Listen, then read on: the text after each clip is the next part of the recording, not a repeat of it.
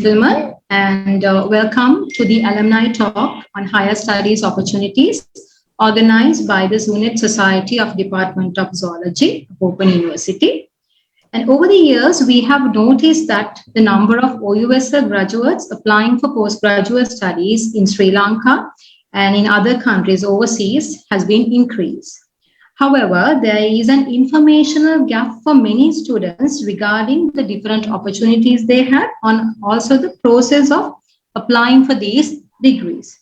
Therefore, ZooNet of OUSL decided to organize this alumni talk to guide and inspire the young generation of OUSL to pursue their higher studies. For this, we have invited 4 distinguished alumni of Faculty of Natural Sciences and also their former members of ZooNet societies. And now currently they are pursuing PhD or the reading for different or diverse postgraduate degrees. And I think so they are the most suitable people to share their success stories and to provide valuable guidance and to inspire the younger generation. So Ms. Yasara Dimel, Ms. Ashani Hangavatta, Ms. Gayatri Nanajeevi, and Ms. Shashini Pereira, thank you so very much for accepting our invitation and contributing for this valuable event despite your busy schedules and time differences. So without further ado, I think people are here to listen to you all, not to me. So without further ado, let me invite Mr. Trishan Galapatti, who is again one of Trishan Galapatti, our alumnus of Faculty of Natural Sciences, to moderate this panel discussion. So with that, thank you very much. And over to you, Trishan. Thank you, madam. Am I audible? Yes, Trishan, yes. Okay, so welcome to the session, Redesign Your Future, where we have 4 distinguished alumni with us here to share their thoughts about higher studies. So first of all, we have with us Ashani Hangavatta. Could you introduce yourself and what kind of higher studies are you pursuing right now? Hi everyone, I'm Ashani. I did my undergrads in Open University, as you all know, and also I did a zoology major, which is a 4-year undergrad degree.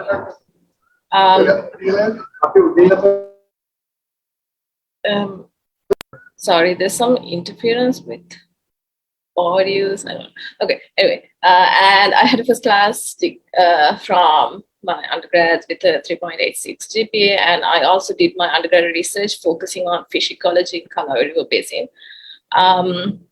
The best outcome of doing the research was I got to go to 2 international conferences, one in Japan, one in India, and also 1 national conference.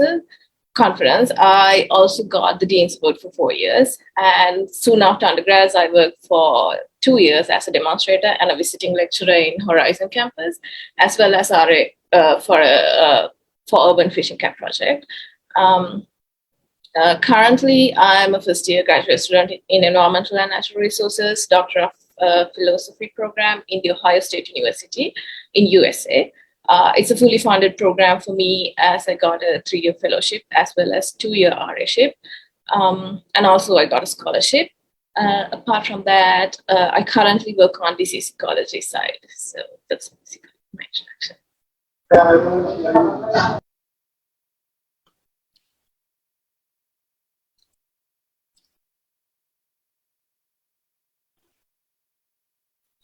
Sorry about that. I think the disturbance is coming from my end. Yes, because of the power cut issues, we have to move to certain places. I hope all of you all will understand that. So next up, we'll have Yasara Dimel to tell us about her story and what she's doing right now. Can you hear me? Sorry. Yes, I can. Okay. First of all, I want to apologize for my voice because I'm having COVID these days, so bear with me. I did my bachelor's at the Open University. That's why I'm here. So we did zoology special, and I actually went to Visakha Vidyalaya, and then I did my A levels. And when I was when I was young, I really wanted to study about animals, and I was always in love with animals. So that made me kind of want to study zoology. And then I came to the Open University, and then I started the Bachelor of Science degree. We didn't have a special degree at that time. And then we got selected to do the special degree in zoology. And I did a, sorry about that. I did my undergraduate research study on the elephants, Sri Lankan elephants. I did a pop gen study as well as the sort of like an ecological study with the elephants. And then while doing all of that, I also did some volunteer work at the National Zoological Gardens, and then I did some other work at Pinnavala and all these kinds of stuff. And then at the end of my 4th year, I started applying for PhDs, and then I got into a PhD in Australia. And now I'm in my 3rd year. I have a few more months to finish my PhD.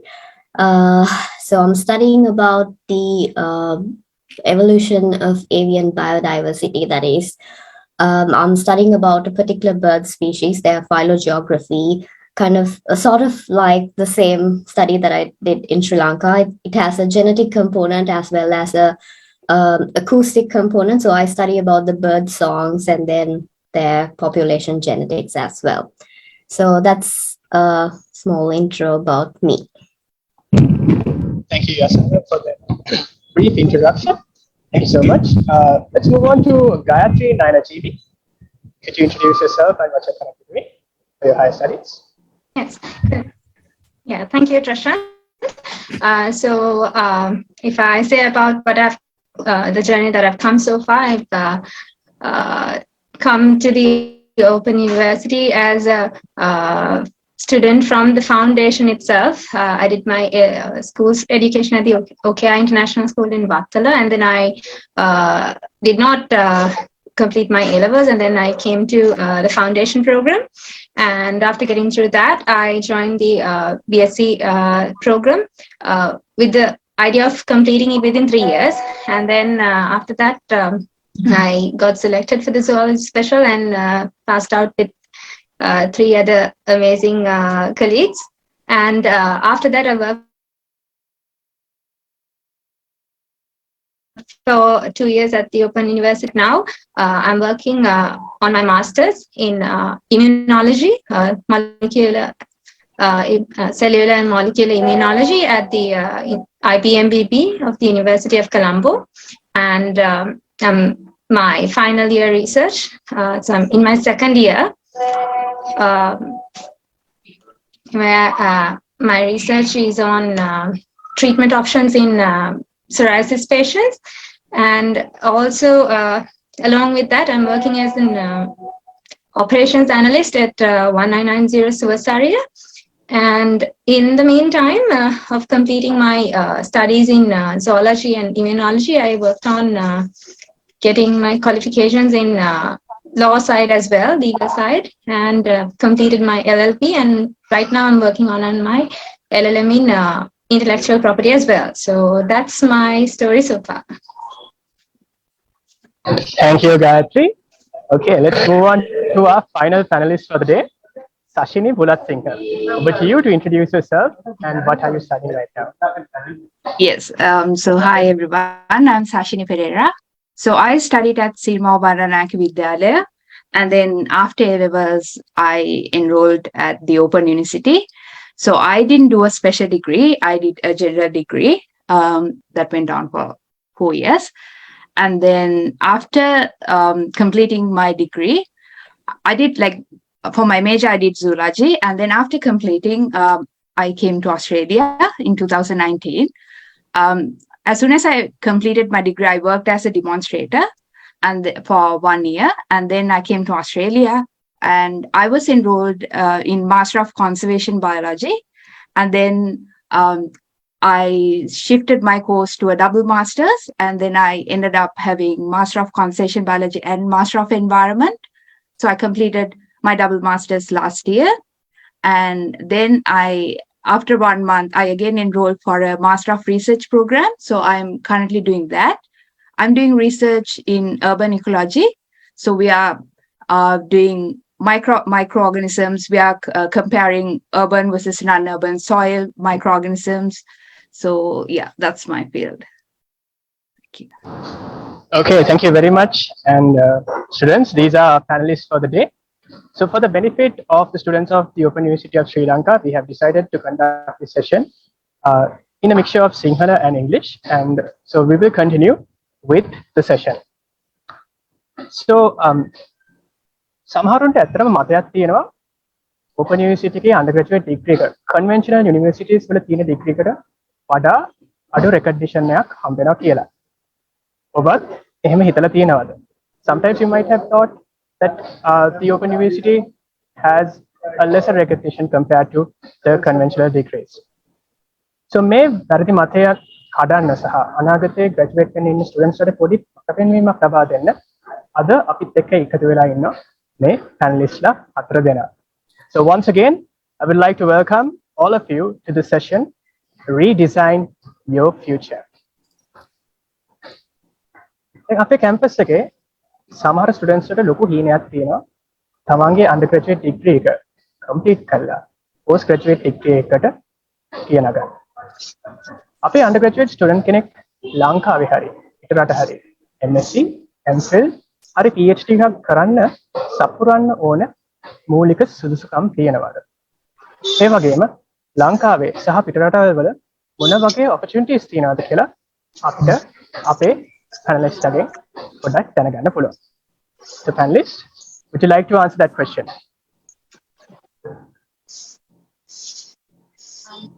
Okay, I think I'll go ahead first. Requirements කිව්වහම bachelor of degree එක ටිකක් depend වෙනවා USA වලට නම් masters එකක් කරන කෙනෙක්ට 4-year degree එකක් නැතුව කියන්නේ 3-year general degree එකකින් එන්න පුළුවන්. හැබැයි හොඳ GPA එකක් තියෙන්න ඕනේ. සාමාන්‍යයෙන් මෙහි consider කරන minimum GPA එක 3 තියෙන්න ඕනේ කියලා තමයි consider කරන්නේ. direct PhD එකක් target කරන කෙනෙක්ට over 3.2 3.3 වත් බලනවා. ඊට අමතරව ඕනේ main requirement එකක් තමයි research background එකක්. undergraduate කරන කාලේ research එකට enroll වෙලා තියෙනවා නම් research එකක් කරලා තියෙනවා නම් පොඩි research එකක් හරි ඒකේ ලොකු benefit එකක් තියෙනවා. මොකද අර ඒගොල්ලෝගේ marking scheme එකක් තියෙනවා, points add වෙනවා ඒවට. ඉතින් research එකක් කරලා තියෙනවා නම් publication full article එකක් නැත්නම් abstract එකක් හරි publish කරලා තියෙනවා නම් ඒකේ benefit එකක් තියෙනවා ලොකු. ඊට අමතරව GRE, IELTS, TOEFL වගේ exams තියෙන්න ඕනේ. ඒක කරන valid passport එකක් ඒ basic දේවල් ටික තියෙන්න ඕනේ. සමහර graduate schools වල English requirement එකට specifically reading හරි writing ඒ වගේ එක categories තියෙනවානේ IELTS, TOEFL වල. ඒකේ සමහර categories වලට 7.5ට වඩා වැඩියෙන් අහනවා. ඒක depend වෙනවා college එකෙන් college එකට. හොඳ English literacy එකක් තියෙන්න ඕනේ. ඒ deadlines දැනගෙන ඉන්න ඕනේ. මොකද සමහරවිට funding වලට තියෙන deadlines වෙනස්, colleges වලට apply කරන තියෙන deadlines වෙනස්. මෙහි ඒ ඔක්කොම තිබිලා apply කරලා ඔක්කොම ආවට පස්සේ valid visa එකක් තියෙන්න ඕනේ, F1 visa එකක්. ඒක තමයි mainly කියන්න තියෙන්නේ. එතකොට opportunities කිව්වොත් opportunities ගත්තහම ඕනෙම field එකක කෙනෙක්ට ඕනෙම opportunity එකක් තියෙනවා. ඒක restrict නැහැ. Depending on the field, it may or may not be a little bit more challenging. Something, for an example, chemistry වගේ ගත්තහම chemistry physics අයට direct apply කරන්න තියෙන chance එක වැඩි. මොකද anyways they have funding enough for those stuff. But zoology, biology වගේ කරන කෙනෙක්ට professor කෙනෙක්ට ලියලා ඒ ට්‍රැක් එක කියන එක තමයි ගොඩක්ම වාසි වෙන්නේ. මොකද එතකොට ෆන්ඩින් සිකියර් කරගන්න පුළුවන්. ඒ දේවල් ගැන අපි ඩීටේල් පස්සේ කතා කරන හින්දා ඔය ටික තමයි දැනට බේසිකලි කියන්න තියෙන්නේ. හැබැයි රෙස්ට්‍රික්ටඩ් නැහැ. ඕපන් යුනිවර්සිටි එකේ ඩිග්‍රී එකේ තියෙන ලොකුම වාසිය අපි ස්පෙෂලායිස් වෙන්නේ zoology major කියලා. හරි botany, chemistry මොකක් හරි field එකකින් major වෙන කෙනෙක්ට. එතකොට අර ගොඩාක් අපි narrow down වෙලා නැහැ. එතකොට broad category එක ඕන දෙයකට apply කරන්න chance එක තියෙනවා. biology හරි immunology, molecular biology වගේ එක specific fields ගොඩක් තියෙනවානේ zoology ගාම උදාහරණයක් තමයි. ඉතින් ඒ වගේ ඕන එකකට apply කරන්න chance එක තියෙනවා. Okay, thank you, Ashani. Let's have another panelist share their ideas.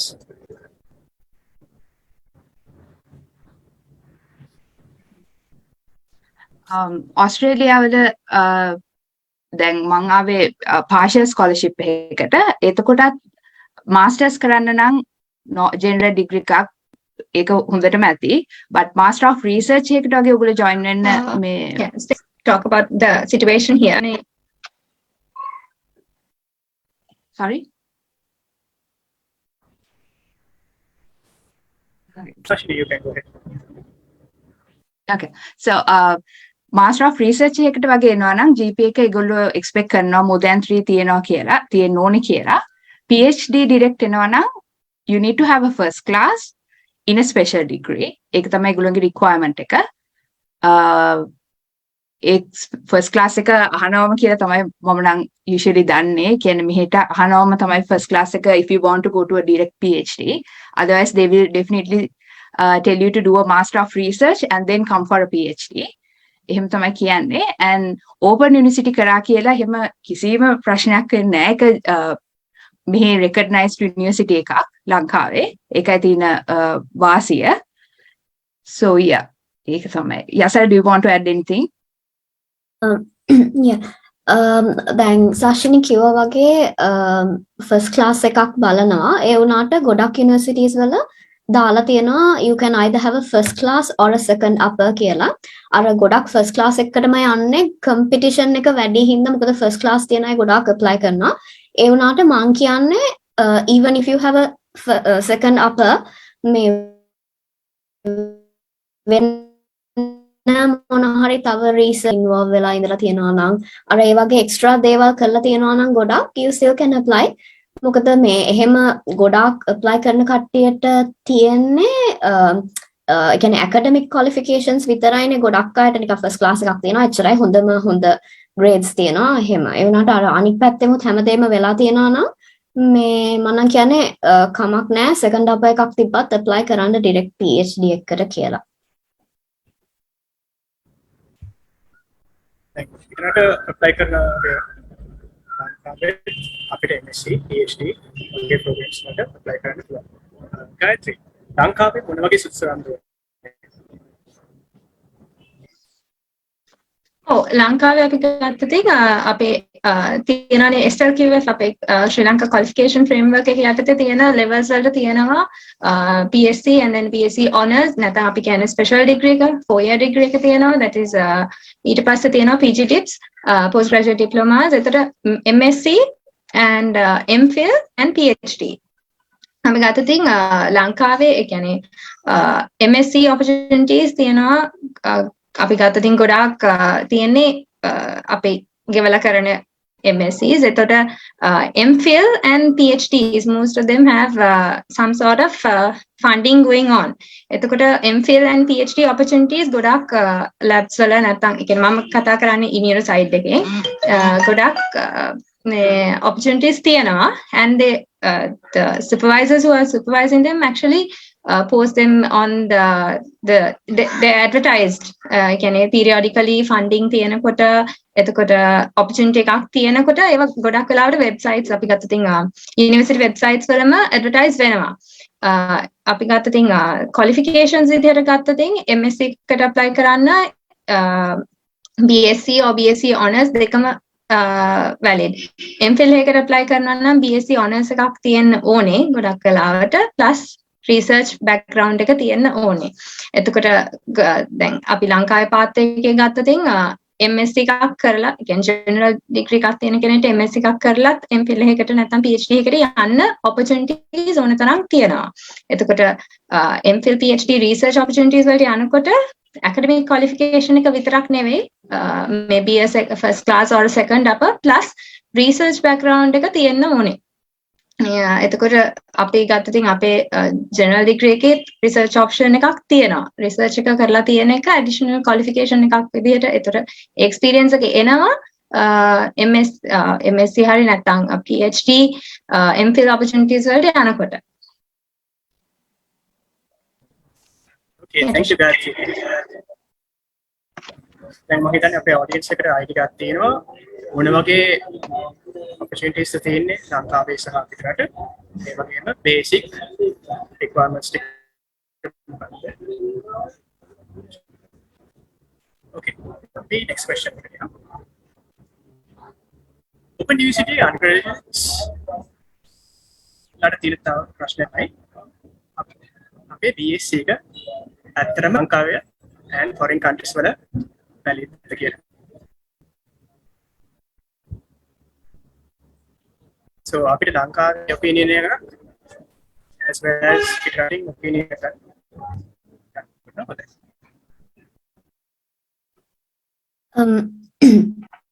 ඒක ගැන කිව්වොත් එහෙම ඇත්තටම ඕපන් යුනිවර්සිටි එකේ ඩිග්‍රී එක මාර ඒ කියන්නේ වැලිඩ් අනික් හැම යුනිවර්සිටි එක ඩිග්‍රී එකක් වගේම තමයි. ගොඩක් අය හිතනවා ඒක වැලිඩ් නැහැ. ඒ කියන්නේ කවුරුත් ගණන් ගන්න නැහැ එහෙම කියලා. එහෙම නෑ. මොකද ඒකේ හොඳම එක්සැම්පල් එක මෙතන ඉන්න කට්ටිය දැක්කම බලන්න පුළුවන්. ඒ කියන්නේ අපිට මෙහෙම මේ වගේ තැනක අපි අද ඉන්නේ ඕපන් යුනිවර්සිටි එකේ ඩිග්‍රී එක කරපු නිසා. දැන් ඒ කියන්නේ මම ගැන කතා කරනවා නම් මම ස්කෝල් එකට කියන්නේ PhD එකකට apply කරේ අපේ second semester results ඒ කියන්නේ final year second semester results එන්න කලින් එහෙම කරලා apply කරලා supervisors ලා කැමති වුණා universities වලින් ගොඩක් කියන්නේ කවුරුත් ඇහුවේ නැහැ ඔයාගේ degree එක කොහෙද කරේ ඒ කියන්නේ open university එක මොකක්ද අර ඒ වගේ කිසිම question කිරීමක් උන්නේ නැහැ මේ අනිත් එක දැන් මම full scholarship එකක ඉන්නේ. ඒ කියන්නේ මට fee එකක් ගෙවන්න ඕනේ නැහැ. ඒත් ඒක මට stipend එකක් හම්බෙනවා. ඒ කියන්නේ නිකන් එදිනෙදා ජීවත් වෙන්න. එතකොට එහෙම දෙන්නේ නැහැ අපේ degree එක valid නැත්නම් කොහෙවත් ගණන් ගන්න නැත්නම්. ඒකින්ද මම කියන්නේ ඔන්න කෙනෙක්ට බය නැතුව degree එක කරන්න පුළුවන් open university එකේ. මොකද අපි එතන ඉන්නේ ඒකේ degree එක කරපු හින්දා.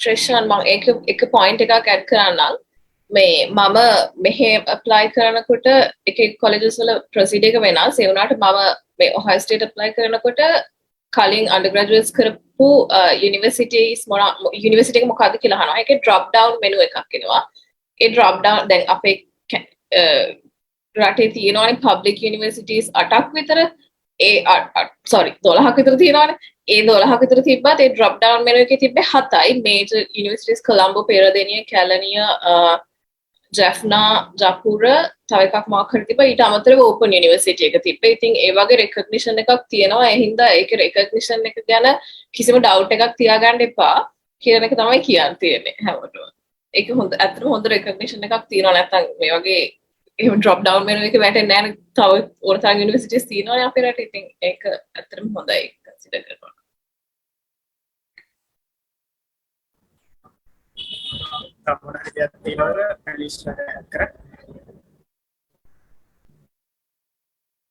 Yeah, මාත් කියන්න දැන් මාත් special degree එකක් නෙමෙයි කරේ general degree එකක් but I did my research during the last year zoology research එකක් එතකොට දැන් මම දැන් ස්කෝල් එකකට ලියද්දි දැන් මම ජෙනරල් නේ එතකොට ඒගොල්ලෝ මාස්ටර්ස් වලට තමයි ඒගොල්ලෝ රිප්ලයි කරන්නේ මම I think third year වගේ I started writing and USA වල USA වල lab එකකින් ඒගොල්ලෝ they were still happy to take not for PhD but for masters එතකොට මම දැන් degree එකේ third year හිටියේ ඒ කියන්නේ දැන් ඒගොල්ලෝ එහෙම දැන් ජෙනරල් උත් වෙලා දැන් මම ඒගොල්ලන්ට කියලා I'm not doing a special එහෙම වෙලත් ඉතින් ඒගොල්ලෝ ගන්න කැමති කියන ඇත්තට මේ යුනිවර්සිටි එක recognition එකක් තියෙන නිසානේ so ඒකයි එහෙම දැන් කවුරු කොහොම කිව්වත් open university ද එහෙම එකක් නැහැ. open university එක well recognized university එකක්. අනිත් එක දැන් ඊට පස්සේ ආවට පස්සේ කවුරුත් ජීවිතේටත් අහන්නේ ලංකාවේ මොකද්ද ඩිග්‍රී කරේ කොහෙද ඩිග්‍රී කරේ එහෙම අහන්නෙත් නැහැ. මේක අර අනිත් යුනිවර්සිටිස් වගේම equally valid university එකක් කියලා තමයි මට කියන්න තියෙන්නේ.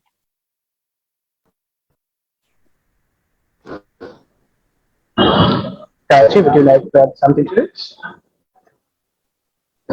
Yeah, ඒක ගත්තොතින් දැන් මම මාස්ටර්ස් එක කරන්නේ කොලම්බියා යුනිවර්සිටියට. මගේ මාස්ටර්ස් බැච් එකේම ගත්තොතින් ගොඩාක් අය ඉන්නවා අනිත් යුනිවර්සිටි වලින් පිට. ඒ කියන්නේ එතකොට සමහර අය ඉන්නවා පිටරටවල යුනිවර්සිටිස් වලත් ඇවිල්ලා ස්ටඩි කරන අය. ඒ කිසිම දෙයක් මම ඕපන් යුනිවර්සිටියද කියන දේ වැදගත් වෙන්නේ නැහැ. ඒ කියන්නේ කොයි යුනිවර්සිටි එකේද කියන එක. හැබැයි එකක් තියෙනවා දැන් මම කරන්නේ නියෝජනයේ ඒතනදී මම ස්පෙෂල් එකේදී කරපු රිසර්ච් එක එතකොට රිසර්ච් එක විතරක් නෙමෙයි කරපු කෝස් මැටීරියල්ස් අපේ කරපු ප්‍රැක්ටිකල්ස් සෑහෙන වැදගත් වුණා අපේ මම ගත්තොතින් MS එකේ දැන් මම ඉන්නේ සෙකන්ඩ් ඉයර් එක කියන්නේ තර්ඩ් සෙමෙස්ටර් දැනටත් යන ප්‍රැක්ටිකල්ස් වලත් ගොඩාක් අපේ මම ඉගෙන ගත්ත දේවල් සෑහෙන වැදගත් වෙනවා. ඒ කියන්නේ ඒ දේවල් පාවිච්චි වෙනවා. එතකොට අපි කරපු ඉගෙන ගත්ත දේවල් ටික අතරම it's a lot. අපි ඉගෙන ගත්ත දේවල් ටික. Yeah, that's what I have to add for that. Yeah, thank you. So අතරම දැන් ලෝකේ රටවල් ගත්තන් පස්සේ එක රටවල් වල different academic systems ඒ වගේම funding structures තියෙනවා. මේක න අපේ ස්ටුඩන්ට්ස් ට ලොකු අවබෝධයක් නැහැ. අශානිටයි සශිනිටයි මේ වෙලාවේ මම අතරම ආරාධනා කරනවා මේකට පොඩ්ඩක් විස්තරාත්මකව සාකච්ඡා කරන්න.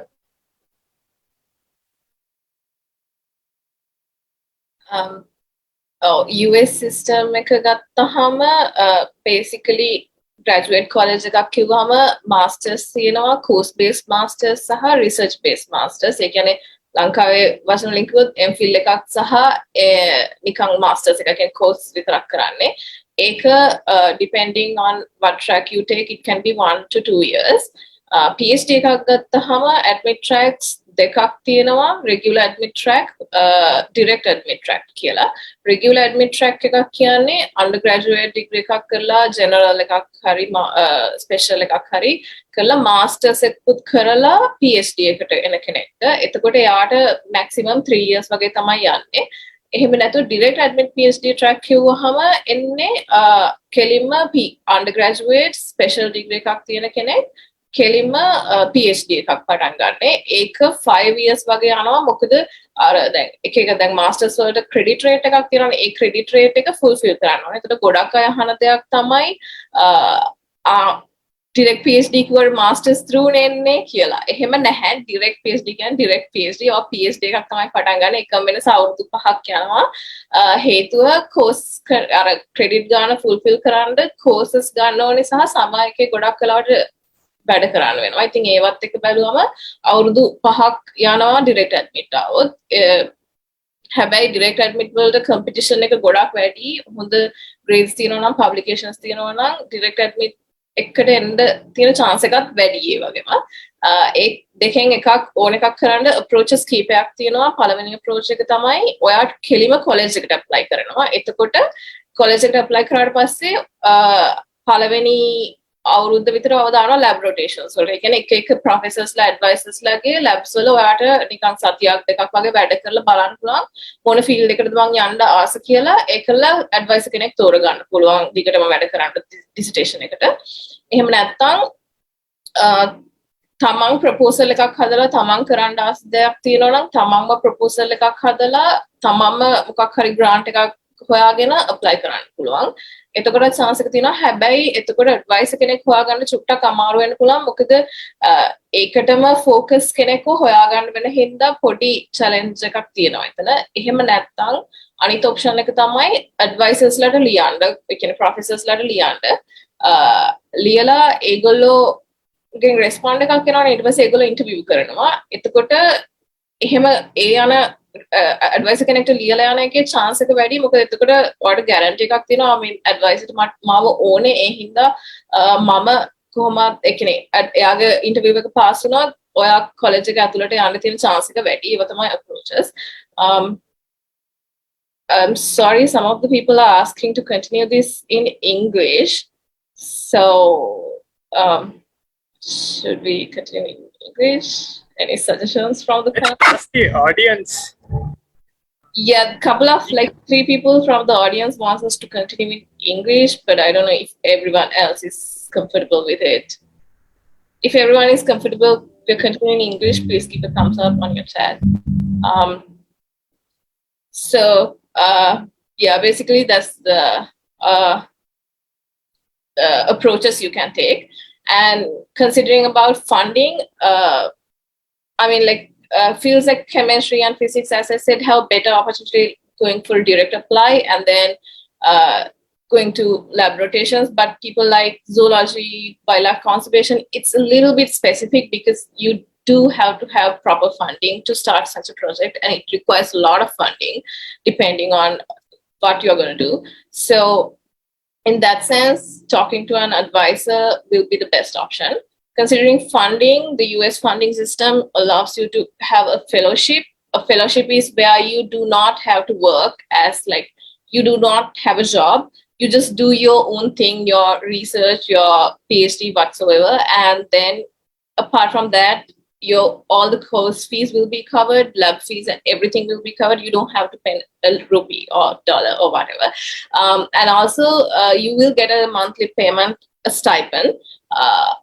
The best thing about it is you can focus on only your work other than boring to work outside. Anyway, in US, guys, please know you cannot work as like part-time outside. It's illegal here. So you have to have a good funding option if you're coming. You have to secure your funding if you're coming to USA. The other 2 options are working as a research assistant or a teaching assistant. Both of these will be offered from the college. You do not have to apply specifically for a fellowship, teaching assistantship, or a RA-ship. It will be provided from the college based on your qualifications, but you have to know the deadlines. If you want to apply for a fellowship, to give it a shot, at least by end of November or beginning of December, the deadlines will be closed for all the colleges. So keep an eye on it. If none of that works, the other options are you can have loans, like educational loans, or you can go as self-funding, which is a lot, but if you can afford, it doesn't matter. And there are also research funding agencies, state or non-state agencies. So if you can apply for your own scholarships or apply for a funding agency, they can also give you some amount of funding, but the best options are getting a fellowship, RA-ship, or a TA assistantship. You will get a stipend, but in RA-ship, TA-ship, you will have to work on other things as well. But it doesn't matter as long as you have a secure funding, you'll be good. So to apply, you have to do GRE, TOEFL, or IELTS as English requirements, and GRE is not a must right now, but if your college specifically asks for it, you have to do it. There's no exemption unless they give you an exemption. The best thing to know is selecting a university and a lab. It depends on what you want to do. Look at their rankings, pre-requirements, and I applied for 5 colleges. So I chose like very high-end and mid-ranked universities because they usually have good funding. And also read about university descriptions and lab history because they mention how much funding or funding opportunities they've had in the future. So you know you have a good funding structure that you can fulfill for all your years you're here. And also look into their affiliations, collaborations, and also diversity in the labs, which helps a lot to understand their background and to understand if you will get the opportunity or if you will be able to secure your funding. Also, when you apply, don't be very specific. don't be too broad either, but like narrow, focus on what you want to do, but be open to other options as well. That's basically the system here if you're applying to USA.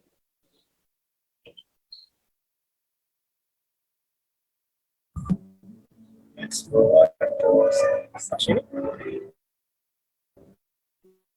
Yes. So for Australia, as I told earlier, so I didn't come on a full scholarship. I came on a partial scholarship for my master's of coursework. So for here, usually we have two entry periods. That's one intake is in February, the other one is in July. So I would suggest that you should it's better if you can focus for the July intake. The reason why I'm saying is that you are paying a fee, even for partial fee. So when we came here, so actually we took a loan from Sri Lanka, not from here, because usually for overseas students like Australia is not providing loans. So we took a loan from Sri Lanka and we came here in July. So the semester ends by November, and then you get a 3-month break where you can earn. And also, if you are coming with your partner, it's quite easy, to be honest, because your partner gets to work full time.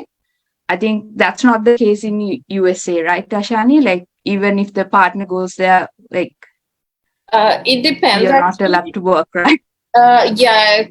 So if you're coming as a student, you get a visa called F1 visa, which you also states that you cannot work anywhere outside the university unless you get a special permission, which is very unlikely.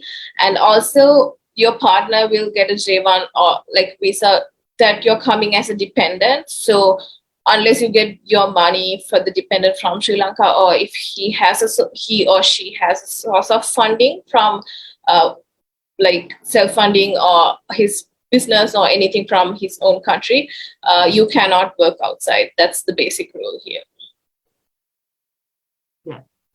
So here it's your partner gets full-time work rights. So it's kind of easy. If you're coming, if you can't wait for a scholarship, if you really want to go abroad, that was my case. I really wanted to go abroad as soon as I finished.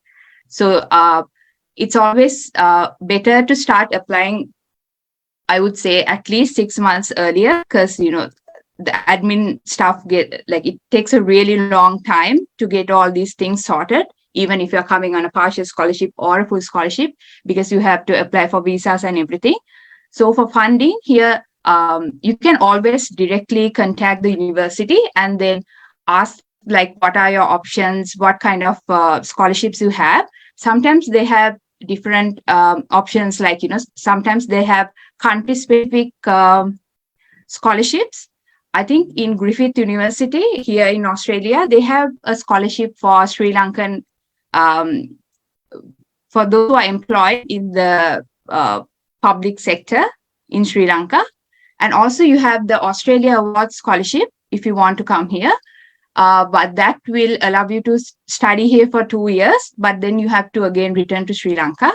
So you have to consider everything when you apply for whether you want to come back to Sri Lanka or whether you want to stay. And also here they have different grants, and supervisors have special grants from the Australian Research Council. So even if you're doing a coursework, you can do research, and then you get to know all the researchers in your departments. You can talk with them, and you can make your way towards the Master of Research or PhD. Yasa, do you want to add anything? No, not really. Yeah, maybe something small. මේ chat එකේ කියලා තියෙනවා මේ සිංහලෙන් කතා කරන්න කියලා. ඒකින්ද මම සිංහලෙන් කතා කරනවා. මේ ඔස්ට්‍රේලියා වල ගත්තොත් එහෙම සාෂණිය කිව්වා වගේ මේ ඒ කියන්නේ work කරන්න පුළුවන් පාර්ට්නර්වොත් ඒත් එක්කම scholarships ඒ කියන්නේ ස්කෝල් එකක් fully funded scholarship එකක් හම්බ වෙනවා නම් එහෙම එතකොට අපිට අර මේ ඒ කියන්නේ stipend එකක් හම්බ වෙනවා. ඒ කියන්නේ සති දෙකකින් දෙකට අපිට නිකන් පඩියක් වගේ ගෙවනවා යාලා. ඊට අමතරව අපිට ටියුටර් කරන්න පුළුවන්. ඒ කියන්නේ ස්ටුඩන්ට්ස් අට එක සබ්ජෙක්ට්ස් ගිහිල්ලා උගන්වන්න පුළුවන්. ඒකට අපිට වෙනම පේ කරනවා. එතකොට ඒක නිකන් ඇඩිෂනල් මනි විදියට පාවිච්චි කරන්න පුළුවන් එක එක දේවල් වලට. එතකොට ඒක හොඳ දෙයක් මම හිතන්නේ. අනිත් එක ස්ට්‍රක්චර් එක ගත්තොත් මම දන්නවා දැන් මෙහි ඇවිල්ලා වැඩ කරනවා ගොඩක් මාස්ටර්ස් වලට එහෙම ආපු කට්ටිය ඉන්නවා, MPhil වලට ආපු කට්ටිය ඉන්නවා. එයාලා ඒ කියන්නේ මම දන්න කට්ටිය ඉන්නවා ඉස්සෙල්ලාම යුනිවර්සිටි ප්ලේස්මන්ට් එක හම්බුනාට ස්කෝල් එක හම්බෙන්නේ නැතුව එන්නේ. ඇයි ආවට පස්සේ එයාලට ඕනේ තරම් ජොබ් ඔපචුනිටිස් තියෙනවා. ඒ කියන්නේ පාර්ට්නර්ත් එක්ක එනවා නම් පාර්ට්නර්ට වෙනම වර්ක් කරන්න පුළුවන්, ස්ටුඩන්ට් වෙනම තනියම ආවත් ජොබ් එක පාර්ට් ටයිම් ජොබ්ස් කරලා යුනිෆී එක හොයාගන්න පුළුවන් අනිවාර්යෙන්ම. පොඩ්ඩක් කට්ටක් කනවා තමයි. ඒ වුණාට ඒක කරගන්න බැරි නැහැ. කොහොම හරි කරන්න පුළුවන්. එහෙම මේකක් තියෙන්නේ. මොකද රෙස්ට්‍රික්ෂන්ස් නැති හින්දා අර කියන්නේ ජොබ්ස් කරන්න බෑ. අර එහෙම එකක් නැති හින්දා පොඩ්ඩක් අර ඒක ලේසි ඒ පැත්තෙන්. අනිත් එක මං USA ගැන නම් එච්චරම දන්නේ නැහැ. මං USA try කරේ නැති හින්දා. ඒ වුණාට තව මං හිතන්නේ තව වෙනසක් තමා දැන් මෙහි සමහර යුනිවර්සිටිස් තියෙනවා PhD එකේ අවුරුදු ගාන ගත්තොත් එහෙම සමහර ඒවල 4 years යනවා 4 to 4.5 years වගේ ගොඩක් ඒවල යන්නේ 3 year PhDs මෙහි එතකොට අර කලින් කිව්වා වගේ ස්පෙෂල් ඩිග්‍රී එක ෆස්ට් ක්ලාස් එකක් හරි සෙකන්ඩ් අප එකක් හරි තියෙනවා නම් කෙලින්ම PhD එකකට එන්න පුළුවන් නැත්නම් කරන්න තියෙන්නේ MPhil එකක් කරලා ඒක කන්වර්ට් කරගන්න පුළුවන් PhD එකකට. එහෙම දෙයක් කරන්න පුළුවන්.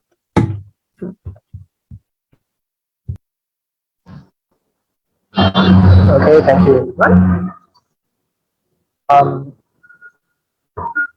දැන් අතරම higher studies ගත්තන් පස්සේ අපි higher studies වලට apply කරන එක ලෙහිසි පාස් දෙයක් නෙමෙයි. අපි ප්‍රොෆෙසර්ස් ලට ලියන්නේ කොහොමද? අපේ ස්ටේට්මන්ට් ඔෆ් පර්පස් කොහොමද ප්‍රිපෙයාර් කරන්නේ? ඇකඩමික් ඉන්ටර්වියුස් වලට අපි කොහොමද සක්සස්ෆුලි ෆේස් කරන්නේ? and අපි කොහොමද අපිව හරියට මාකට් කරගන්නේ? So since everyone is asking for bilingual, I'll repeat the question in English. Applying to a university for your postgraduate is not an easy task. Specifically, when you have to write to professors, when you have to prepare your statement of purpose, as well as how you face your academic interviews successfully. And finally, how do we market ourselves as an OUSL student, as a student that is not being spoon-fed by a conventional university system? Over to the panelists.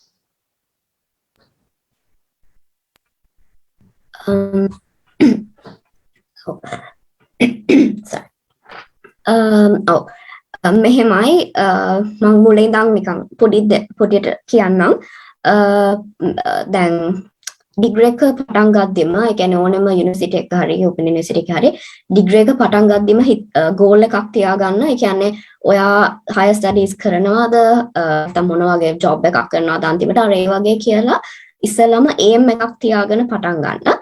එතකොට හරි ලේසි අන්තිම මොහොතේ අර තමාගේ grades කොට දාගන්න දඟලනට වඩා මුල ඉඳන්ම ෆස්ට් ඉයර් එකේ ඉඳන්ම හොඳට හරියට සබ්ජෙක්ට්ස් ටික හොඳට කරලා හොඳ ග්‍රේඩ්ස් අරගෙන ෆස්ට් ක්ලාස් එකකට ඒම් කරන්න අනිවාර්යයෙන්ම. එතකොට හරි ලේසි මොන හරි higher studies opportunities වලට ලංකාවේ ඇතුලේ හරි පිටරට හරි apply කරන්න. එතකොට තමනද ඔය ට්‍රෙෂම් එතකොට ඒත් එක්කම ඒත් එක්කම ස්ටඩීස් විතරක් නෙවෙයි. ඒ කියන්නේ තමාගේ ග්‍රේඩ්ස් හැම ග්‍රේඩ් එකකටම එකක් දානවා. එහෙමම නෙවෙයි ස්ටඩීස් හොඳට කරගන්නවත් එක්කම අනික් එක්ස්ට්‍රා දේවල් ටිකකුත් කරගන්න. ඒ කියන්නේ දැන් for example volunteering opportunities එක තමා කැමති ෆීල්ඩ් එක මොන හරි දැන් උදාහරණයක් විදිහට ගත්තොත් මම zoo එකේ ගිහින් වැඩ කරා. අර ඒ වගේ පොඩි නිකන් කැමති දේවල් එහෙම දේවල් ටිකක් කරලා ඔයාගේ එතකොට ඒක CV එකට ගොඩක් හොඳයි. volunteering opportunities වගේ කරන එක. ඒත් එක්කම නිකන් ඔය clubs එක societies වලට ගිහිල්ලා ඒවල වැඩ කරන්න පුළුවන්. ඔය අපේ fog SL අර ඒ වගේ ගොඩක් societies තියෙනවා. ඒවල member කෙනෙක් වෙලා එක workshops වලට යන එක. මොකද මේ CV එකේ අපි apply කරද්දී ලියන CV එකේ මේ හැමදේම ඔයාලට දාන්න පුළුවන්. එතකොට තව ගත්තොත් එහෙම දැන් එක පොඩි ප්‍රොජෙක්ට්ස් යනවා යුනිවර්සිටිස් වල යුනිවර්සිටි එක ඇතුලේ යනවා සමහර වෙලාවට යුනිවර්සිටි එකෙන් පිට යනවා සමහර වෙලාවට ඒ ප්‍රොජෙක්ට්ස් වලට ඉන්වෝල්ව් වෙලා ඔයාලට නිකන් part time මේ වගේ දෙයක් කරන්න පුළුවන්. එතකොට තමාගේ research skills හොඳට develop වෙනවා. ඒත් එක්කම නිකන් තමාට මොන හරි paper එකක් ලියනවා නම් writing skills develop වෙනවා. ඒ වගේ දේවල් කරන්න පුළුවන්. ඒ වගේ ස්ටඩීස් වලට යනවා නම් ඉස්සෙල්ලාම ලෑස්ති කරගන්න තමා මොනවද මේ දේවල් කරලා ඉවර වෙන්න ඕනේ තමාගේ ඩිග්‍රී එක ඉවර වෙනවත් එක්කම. අර ඒ වගේ ඒ ටික හදා ගන්න මුලින් නම් ඊට පස්සේ අන්තිම මොහොත වෙනකන් ඉන්න එපා. දැන් මම දන්න එක එක්කෙනාට වෙනස් එක ඒ වුණාට මම ෆයිනල් ඉයර් එකේ ෆයිනල් සෙකන්ඩ් සෙමෙස්ටර් සබ්ජෙක්ට්ස් අපි එක්සෑම්ස් ඉවර කරලා ඉවර වෙලා රිසල්ට්ස් එන්න කලින් තමයි මම ඇප්ලයි කරන්න පටන් ගත්තේ. එතකොට ඒ කියන්නේ මුල ඉඳන්ම පුළුවන් නම් ෆයිනල් ඉයර් එකේ මුල ඉඳන් වගේ නිකන් අයිඩියා එකක් තියාගන්න මොනවාද තියෙන opportunities මොනවාද deadlines මොනවාද next year එකේ ඔයා දාන්න ඉන්නවා නම් මේ ස්කෝල් එකට මොනවාද deadlines මේ supervisor මොනවාගේ projects ද කරන්නේ. එතකොට තමාට prepare වෙන්න පුළුවන් තමා මොන හරි දේවල් ඒ කියන්නේ තව කරන්න තියනවා නම්. ඒත් එක්කම ඊට පස්සේ apply කරද්දි මම නිකන් briefly කියන්නම් ප්‍රශාන් ඒක ගැනත් කතා කරන්න ඕනේ නේද මෙතන කොහොමද apply කරන්න කියලා. කතා කරමු. එතකොට මෙහෙමයි මම කරපු විදිහ මම කියන මම apply කරේ ඕස්ට්‍රේලියාව වලට විතරයි. ඉස්සලාම නිකන් Google එකේ search කරලා බලන්න ඔයාලා කැමති ඕස්ට්‍රේලියා හරි කැනඩා හරි USA හරි නැත්නම් වෙන මොන හරි countries වල හරි මොනවද තියෙන universities කියලා. යුනිවර්සිටි එක හොයාගෙන ඊට පස්සේ යුනිවර්සිටි එකේ යන්න එක ෆැකල්ටිස් වලට වෙන වෙනම අපේ යුනිවර්සිටි එකේ වගේ ෆැකල්ටිස් වලට වෙන වෙනම pages තියෙනවා. ඊට පස්සේ ෆැකල්ටි එකට ගිහිල්ලා එක සුපර්වයිසර්ස්ලා ඉන්නවා. සුපර්වයිසර්ස්ලාගේ හැම සුපර්වයිසර් යටතේම තියෙනවා යාළගේ බයෝග්‍රැෆි එක දාලා. ඒ කියන්නේ ඒ සුපර්වයිසර්ගේ රිසර්ච් ඉන්ට්‍රස්ට්ස් මොනවද? එයාට already PhD opportunities හරි master students හරි ගන්න මොන හරි යාට funding තියනවාද? අර ඒ වගේ හැම එකක්ම list out කරලා තියෙනවා. එතකොට ඒ වගේ නිකන් කීප දෙනෙක් හොයාගෙන ඊට පස්සේ එයාලට email කරන්න පටන් ගන්න. ඉස්සලාම කරන්න ඕනේ CV එකක් හරියට හදාගන්න academic CV එකක්.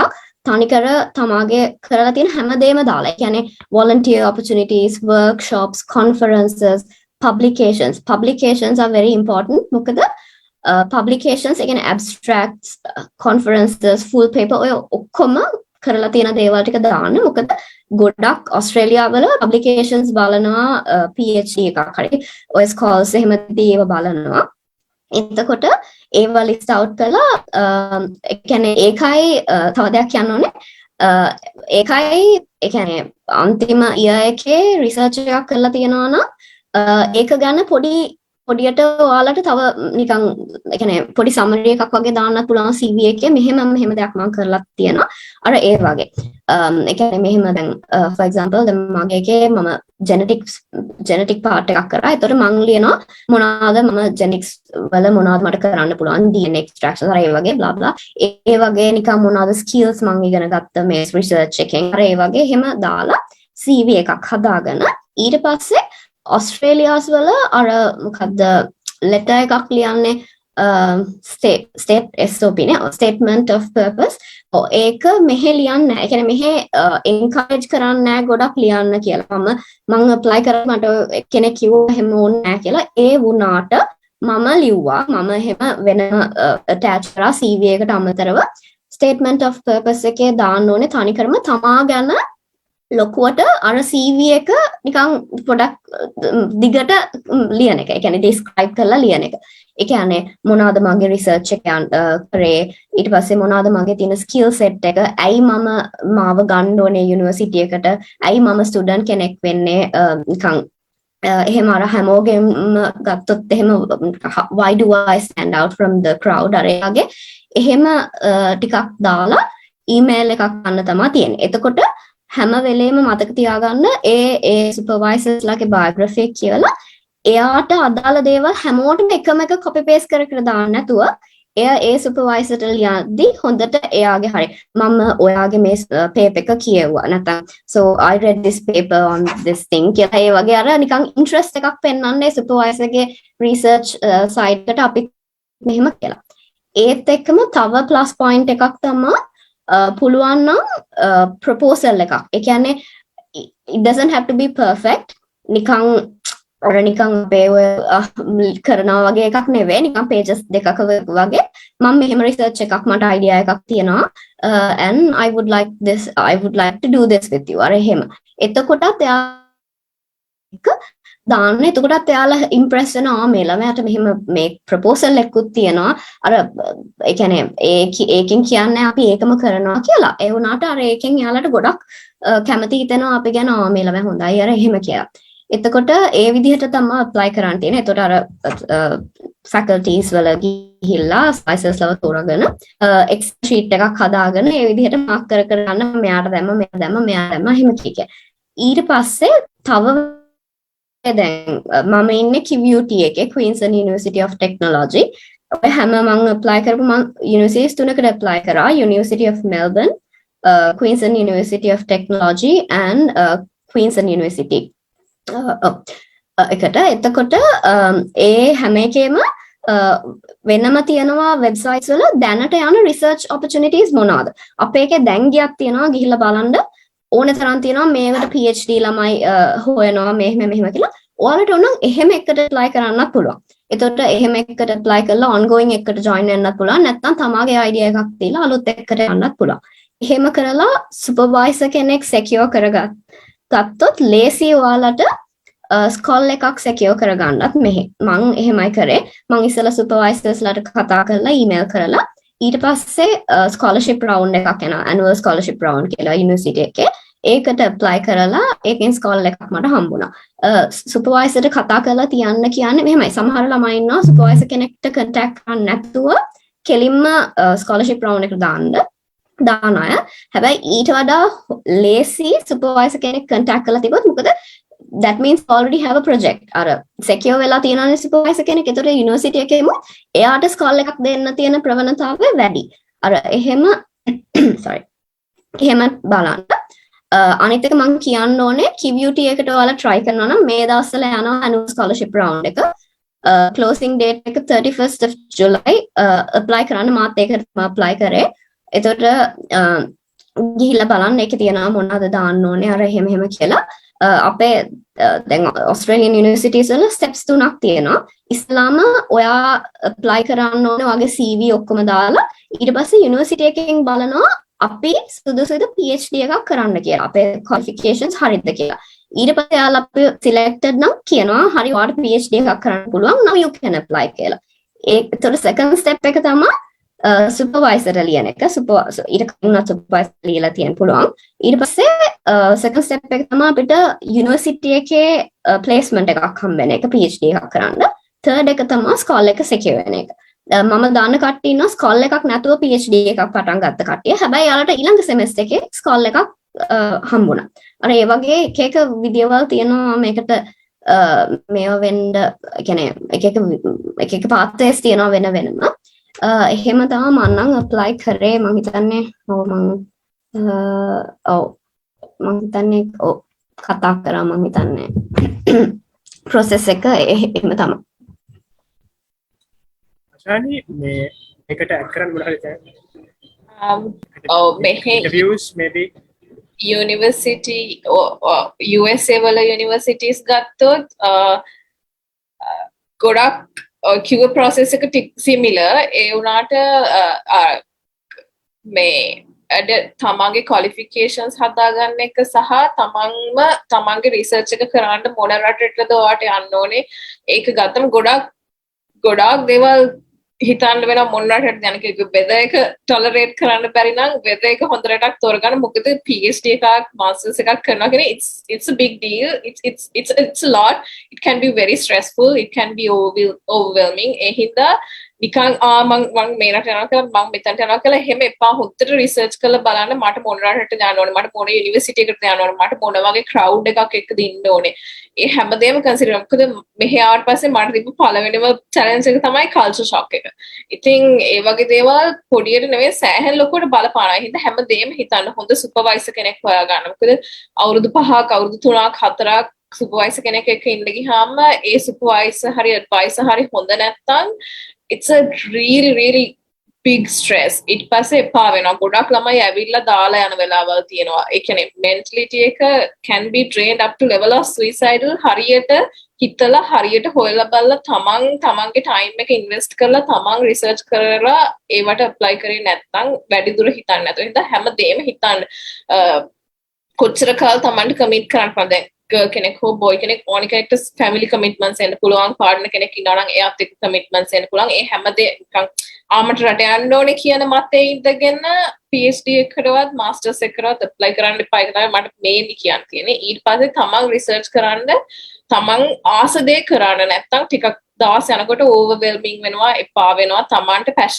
passion එක තියෙන්නේ මොකද්ද ඒක තෝරගන්න දැන් සමහරවිට දැන් zoology කරලා immunology කරලා නැති කෙනෙක්ට immunology background එකක් නැති කෙනෙක්ට discourage වෙන්න එපා I don't have this background I can't do this එහෙම එකක් නැහැ you can always switch your track you can maths වල ඉඳන් biology වලට වගේ පනින්න බෑ I mean like zoology background එක හරි මොන හරි ඒ වගේ තමන්ගේ track එක තමන්ට focus කරගන්න පුළුවන් as you go you can select other pathways and also as long as you can justify it in your SOP or for your visa interview or for your advisor why you want to change this track why do you want to do this can you justify කරන්න පුළුවන් as long as you can make a sense out of it you can change your track can in the discourage වෙන්න එපා මම මේක කරලා නැහැ මට මේකම කරන්න වෙයි කියලා discourage වෙන්න එපා ඕන තරම් opportunities තියෙනවා තමන් හරියට ඒක tackle කරන එක තමයි තියෙන්නේ ඉතින් labs වලට ලියද්දී අනිත් එක ගොඩක් ස්පෙસિෆික් වෙන්න එපා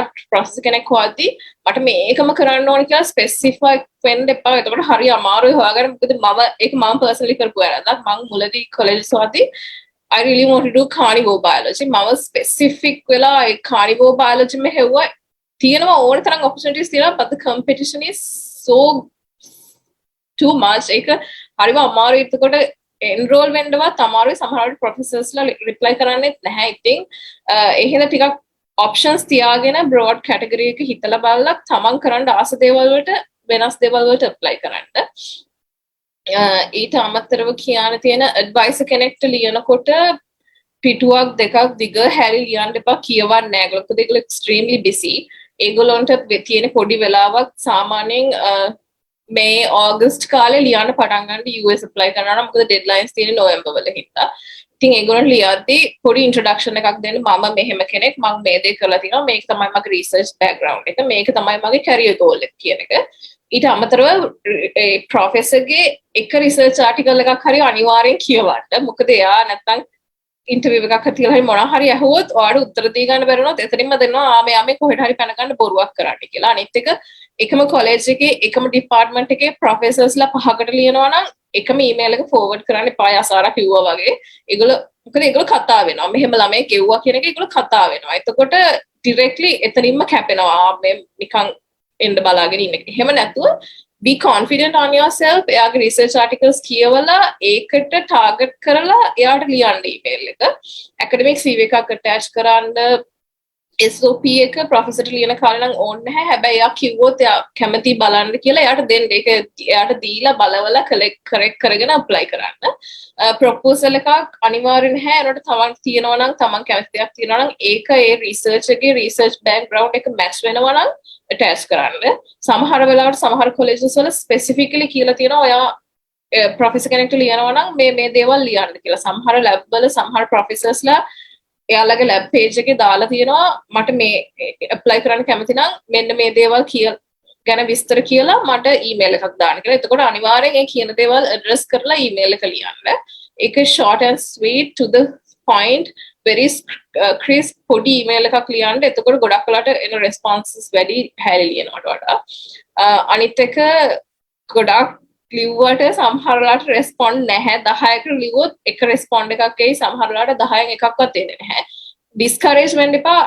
මේක මට මෙහෙ යාළුවෙක් දුන්න ඇඩ්වයිස් එකක් දවසට 5ක්වත් ලියන්න. සමහර වෙලාවට රිප්ලයි එන්නේ නැහැ මාසයක් විතර යනකම්. සමහර අය වැකේෂන් කින් සමහර අය කියනවා මං දැන් වයසයි ඒ හින්දා මට ස්ටුඩන්ට් කෙනෙක් ගන්න බෑ. සමහර අය කියනවා මගේ ලැබ් එකට ෆන්ඩින් නැහැ. එක ප්‍රශ්න එක දේවල් කියනවා. සමහර ප්‍රොෆෙසර්ස්ලා ඉන්නවා එයාට ඔයා ගැලපෙන්නේ නැත්නම් ඔයාගේ රිසර්ච් බෑග්ග්‍රවුන්ඩ් එක බලලා එයා ඔයාව වෙන කෙනෙක්ට ඩිරෙක්ට් කරනවා. එහෙම opportunities තිබ්බා මට. ඉතින් ඒ හින්දා ඩිස්කරේජ් වෙන්න එපා. ලියන්න පුළුවන් තරම් ලියන්න. 80ක් විතර ලිව්වොත් 20ක් විතර රිප්ලයිස් එයි. ඒ හින්දා ඩිස්කරේජ් වෙන්නද පුළුවන් තරම් ලියන්න. කලින් ඉඳන් මේ process එක පටන් ගන්න.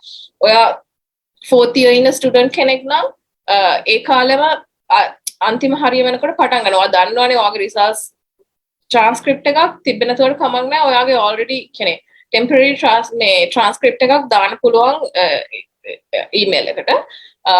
ඔරිජිනල් ඩිග්‍රී සර්ටිෆිකේට් එක ඕනේ වෙන්නේ කොලෙජ් එකට apply කරද්දී ඕනෙත් නැහැ. ඒකටත් මේ temporary transcript එකක් දාන්න පුළුවන්. accept කරොත් තමයි ඔරිජිනල් එක යවන්න ඕනේ මෙහි හැටියට නම්. ඊට පස්සේ apply කරද්දී generally තියෙන්න ඕනේ දැන් professor ලිව්වා කියනකො මෙහි මාගේ මං කර process එක මං කියන්නේ professor ලිව්වට පස්සේ එයා interview කරනවා. සමහර අය interviews දෙකක් තියෙනවා. සමහර අයක interview එකක් තියෙනවා. එතකොට මොනවාද මේ course knowledge අහන්නේ නැහැ. basically එයාලා කතා කරන්නේ ඔයාගේ research background එක, career background එක, academic background එක, future goals ඒ දේවල් එයාට match වෙනවද, එයාගේ lab එකට ඔයා හොඳ student කෙනෙක්ද කියන එක සහ අර face to face කතා කරද්දී පොඩ්ඩක් තේරෙනවනේ මෙයා කොහොම ළමෙක්ද, මෙයා කොහොම ඒක අපිටත් හොඳයි, මෙයා කොහොම advisor කෙනෙක්ද කියන එක තේරුම් ගන්න එක අපිටත් හොඳයි. එතකොට තේරෙනවා මෙයා supportiveද, මෙයා ඉස්සරහට අපිට support කරයිද, මට බැරි වෙලාවල් ෆන්ඩින් තිබ්බේ නැත්නම් මෙයා මට සපෝට් කරයිද, මට ෆන්ඩින් හොයාගන්න කියලාද, ඒ දේවල් හොඳට කමියුනිකේට් කරන්න. කතා කරද්දී Tamanට තියෙන ප්‍රශ්න අහන්න. ඇග්‍රෙසිව් වෙන්න එපා, පැසිව් ඇග්‍රෙසිව් වෙන්න එපා. මට ෆන්ඩින් දෙනවද? එහෙම නෙවෙයි. හොඳට කතා කරන්න. Tamanට ප්‍රශ්න තියෙනවා නම් ඒවා සිකියුර් කරගන්න. ෆන්ඩින් නැති වුණොත් මම මොකද කරන්නේ? එතකොට මට ඔප්ෂන්ස් තියෙනවද? Tamanට අයිතිය තියෙනවා ඒව අහන්න. එතකොට Tamanට හොඳ සොලිඩ් බෑග්ග්‍රවුන්ඩ් එකක් තියෙනවා. මම මේකට ඇප්ලයි කරන්න ඕනේ නැද්ද කියන එක. මොකද ඇප්ලිකේෂන් එකකට රුපියල් 20000ක් 50000ක් අතර යනවා. ඒකත් දැනගෙන ඇප්ලයි කරන්න. ඒවා අපහු හම්බෙන්නේ නැහැ. 5කට දැම්මොත් එකයි නම් හම්බුනේ. සමහරට ඒ අනිත් 4ම ගියා තමයි අපහු හම්බෙන්නේ නැහැ. ඉතින් ඒ දේවල් දැනගෙන ඇප්ලයි කරන්න. ඉතින් ඒ හින්දා බොරුවට ඇප්ලයි කරන්න එපා. හොඳ සොලිඩ් බෑග්ග්‍රවුන්ඩ් එකක් තියෙනවා නම් මට මේක හම්බෙනවා කියලා එතකොට ඇප්ලයි කරන්න. නැත්නම් සෑහෙන එතන ලොකු වියදමක් යනවා. ඒ ටික ඇප්ලයි කරන process එක පොඩ්ඩක් වියදම් යන දෙයක්. ඉතින් ඒ දේවල් හිතන්න.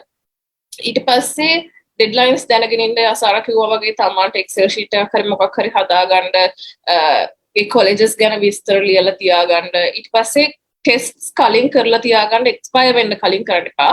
GRE ඕනෙන් කියලා තියෙනවා නම් තමන් GRE ඉල්ලන කොලෙජ් එකක් නම් බලාගෙන ඉන්න ඇප්ලයි කරන්න. අනිවාර්යෙන් GRE කල්ලාතුව දෙපාරක් කරන්න කල්ලාතුව කරන්න. මොකද බැරි වෙලා හරි මාක්ස් මදි වුණොත් රිසල්ට්ස් එන්නත් කාලයක් යනවනේ. ඒ හින්දා ඒවට කාලය ඉතුරු කරගෙන කලින් කරලා තියාගන්න, අන්තිම මොහොතේ ස්ට්‍රෙස් වෙන්නේ නැතුව. IELTS TOEFL දෙකෙන් එකක් කරන්න පුළුවන්. සමහර කොලෙජස් වල IELTS එච්චර කන්සිඩර් කරන්නේ නැහැ, TOEFL ඉල්ලන්නේ USA වල නම්. ඒකට 90% විතරම කොලෙජස් වල IELTS කන්සිඩර් කරනවා. ඒ හින්දා ඒක ප්‍රශ්නයක් නෑ ලොකුවට. මොකක් හරි ස්පෙસિෆිකලි ඉල්ලලා තියෙනවා නම් තමන් යන කොලෙජ් එකේ ඒක ටාගට් කරලා කරන්න. SOP එක යසාර කිව්වා වගේ 2 to 3 pages. ඒ සමහරලාට සමහර කට්ටිය short SOP එකක් ඉල්ලනවා, 1.5 page හරි half a page වගේ. depends from college to college. Universities වල ගොඩක් වෙලාවට university එක pre-requirements හරි application process ගැන හැම university එකකම website එකේ තියෙනවා. ඒවා කියවන්න. Do your own research. කවුරුවත් මත මෙයාගෙන් අහලා කරනවා කියලා ඩිපෙන්ඩ් වෙන්න ඉන්න එපා. තමන් හොයලා තමන් කරගන්න. එතකොට තමයි තමන්ට ෂුවර්නේ මේක සොලිඩ් කියන එක. ඉතින් ඒක ඇප්ලයි කරනකොට හොඳ පවර්ෆුල් ලොජිකල් එක්ස්ප්ලනේෂන් එකක් දෙන්න. ඇයි මම මේ දේ කරන්නේ? ඇයි මම මේ කොලෙජ් එකට ගැලපෙන්නේ? මට what do you bring to the table? අර මට මොනවාද ඉන්ටර්නැෂනල් ස්ටුඩන්ට් කෙනෙක් විදිහට මේ කමියුනිටි එකට මේ කොලෙජ් එකට ප්‍රොවයිඩ් කරන්න පුළුවන්. සමහර හැම වෙබ්සයිට් එකකම දාලා තියෙනවා SOP එකේ තියෙන්න ඕනේ දේවල්. ඉතින් ඒ prompts වලට specifically answer කරන්න. ඒ අහලා තියෙන specific දේවල් වලට අනිවාර්යයෙන්ම ලියන්න. It's a bit of a life story and a bit of a success story of your own self, and also the way you sell yourself or the way you market yourself to the college. why I am a good fit කියන එක හොඳට explain කරන්න. ඊට පස්සේ ආය කියන්න තියෙන්නේ passport requirements IELTS GRE කරන්න කලින් valid passport එකක් තියෙන්න ඕනේ. අවුරුද්දකින් expire වෙනවා නම් අවුරුද්දකින් expire වෙන එකක් තියාගෙන apply කරන්න පටන් ගන්න එපා. It's going to be a big issue. ඊට පස්සේ ඒ හින්දා කලින්ම අවුරුදු 5කටවත් හොඳ valid passport එකක් තියාගන්න. අනිත් එක නමේ අකුරක් හරි වෙනස් නම් test scores ආවට පස්සේ අකුරක් හරි වෙනස් වෙලා apply කරන්න ගියාම it's going to be a big issue. ඒ හින්දා ඒ වගේ දේවල් ඒ වගේ minor details වලට attention එක දෙන්න මොකද it matters. It's going to be a problem if you don't pay attention and be secret about it. ඒ හින්දා අරමුණක් කියන්නේ ඊට පස්සේ professor කෙනෙක්ට ලිව්වා ඊට පස්සේ interview කරා ඊට පස්සේ apply කරාට පස්සේ බලාගෙන ඉන්න තියෙන්නේ pray බලාගෙන ඉන්න හම්බෙනවද නැද්ද කියලා at least 5කට විතර apply කරා මම නම් 10කට විතර apply කරන්න එපා ඊට පස්සේ visa interview එකට ගියාම අහනවා එතකොට හිතන්නේ that you are desperately want to get out of the country කියන. එහෙම නැතුව I'm a good fit so I want to go be confident ඒ වගේ තියාගෙන apply කරන්න. ඊට පස්සේ auto offer letter එකක් එනවා. funding ගැන කියලායි funding නැත්තම් හරි ගොඩක් නැති වෙන්නේ නැහැ ගොඩක් වෙලාවට 98% of the chance you will get funding especially advisor කෙනෙක් through යනවා නම් ඊට පස්සේ ඒක accept කරා or decline කරා අනිත් එක universities 5කට දැම්මම නම් පහේම respond එක එනකන් ඉන්න accept කරන්න or decline කරන්න accept කරාට පස්සේ decline කරන්න බෑ ඊට පස්සේ හොඳ offer එකක් පස්සේ ආවොත් no option. ගොඩක් ඊට පස්සේ the procedure is really tough to manage. ඒ හින්දා පහෙම respond එක එනකන් ඉඳලා accept කරනවද decline කරනවද කියලා decide කරන්න. ඊට පස්සේ ඒගොල්ලෝගේ එක conditions තියෙනවා final transcripts එවන්න කියනවා vaccination requirements තියෙනවා දැන් මම මෙහෙ එන්න කලින් vaccinations එක එකව 12ක් විතර ගහුවොත් හැම මාසෙම ගිහිල්ලා දෙකක් තුනක් දෙපැත්තට ගහගෙන එනවා එන්න කලින් ඒ වගේ requirements තියෙනවා ඒක depend වෙනවා campus එකට ඒ වගේ දේවල් ඊට පස්සේ additional documents එවන්න කිව්වොත් තමන්ගේ funding background එක ගැන එවන්න කිව්වොත් ඒවා යවන්න ඕනේ ඊට පස්සේ ඔක්කොම කරාට පස්සේ වාට එනවා I-20 කියලා document එකක් which is like your life මෙහෙ ඉන්න තාක්කල් ඒක පණ වගේ බලා ගන්න ඕනේ ඒක නැති වුණොත් එම deport back to your country. ඒ හින්දා ඒක පරිසම් කර ගන්න ඕනේ. ඊට පස්සේ ඒක ආවට පස්සේ series fee කියලා ගෙවන්න තියෙනවා. It's like $300. ඊට පස්සේ ඒක ගෙවලා visa application එක fill කරලා visa apply කරනවා. ඊට පස්සේ ඒගොල්ලෝ interview එකට date එකක් දෙනවා. ඊට පස්සේ visa interview එකට ගිහිල්ලා basically අහන දේවල් වලට උත්තර දුන්නම හරි visa එක ආවට පස්සේ buy your ticket go wherever you want to go. So තමයි කියන්නේ.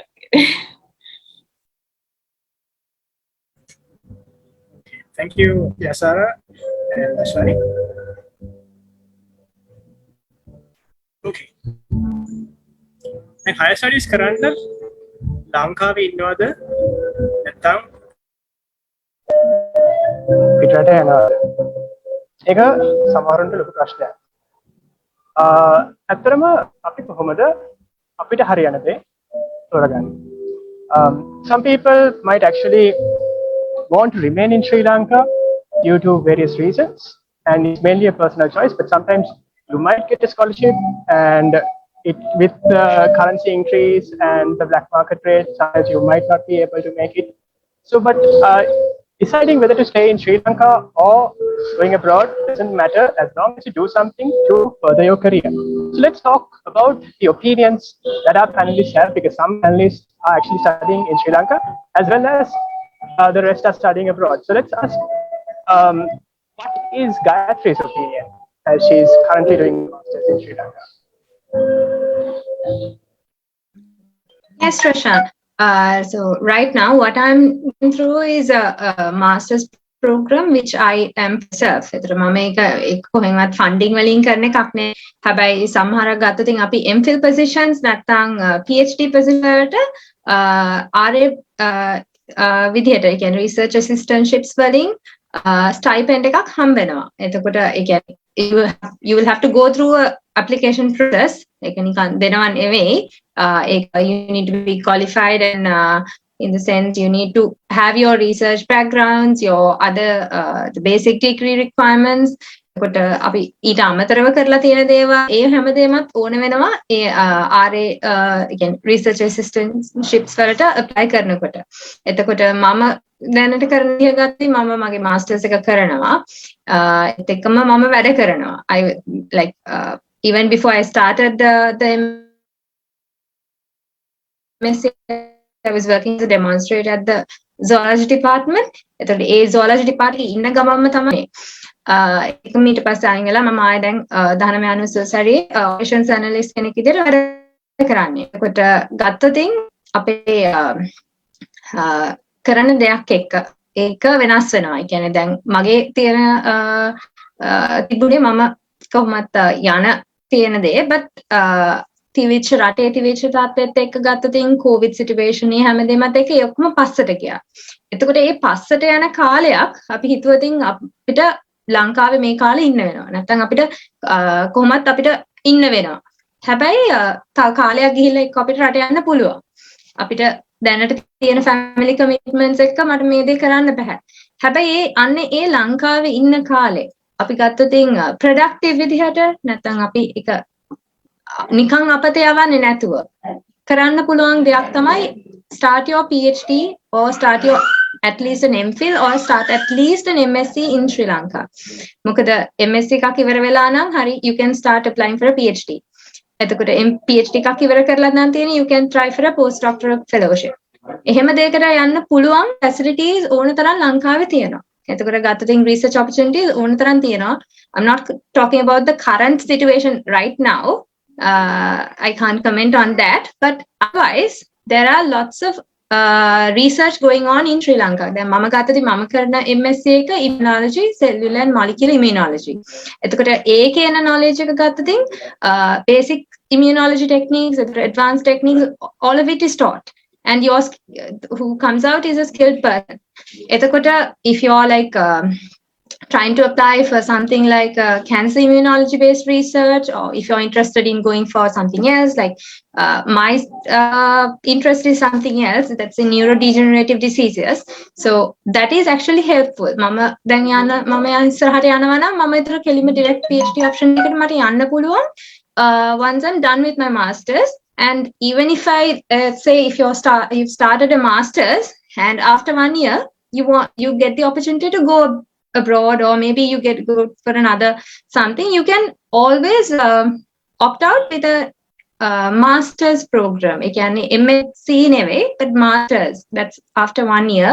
And also there are you have exit points as a masters or else PG dip. එතකොට ගොඩක් ලංකාවේ තියෙන masters options වල ඒ කියන්නේ masters program වල අනේ options එක තියෙනවා. So if you're going abroad or if you're staying in Sri Lanka, it's your personal choice, and you need to plan how you're going to do it. As Yasara, Ashani and Shashni also said, like try to plan it before itself what you're trying to do and have alternatives so that you don't miss out on your career goals, your family commitments, your other options that you have. So you wouldn't miss out on anything, and you would keep up with whatever way and go ahead. Okay, thank you, Gayatri. So once you start higher studies, a lot of students think that it's plain sailing.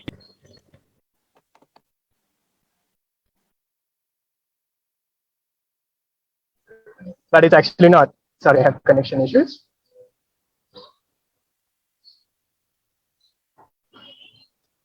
අතරම මේ ගොඩක් students හිතන්නේ දැන් පිටරට ගියන් පස්සේ life එක ගොඩක් easy, life එක ගොඩක් comfortable ලංකාව වගේ නෙමෙයි. හැබැයි අතරම අපි නොහිතන නොදකින ගොඩක් ප්‍රශ්න තියෙනවා. අපි දැන් ඒ වගේ ප්‍රශ්න ගැන ගොඩක් කතා කරමු. I would like to invite Yasara as well as Sashini to talk about one or two current challenges that they are facing while studying abroad. What do you?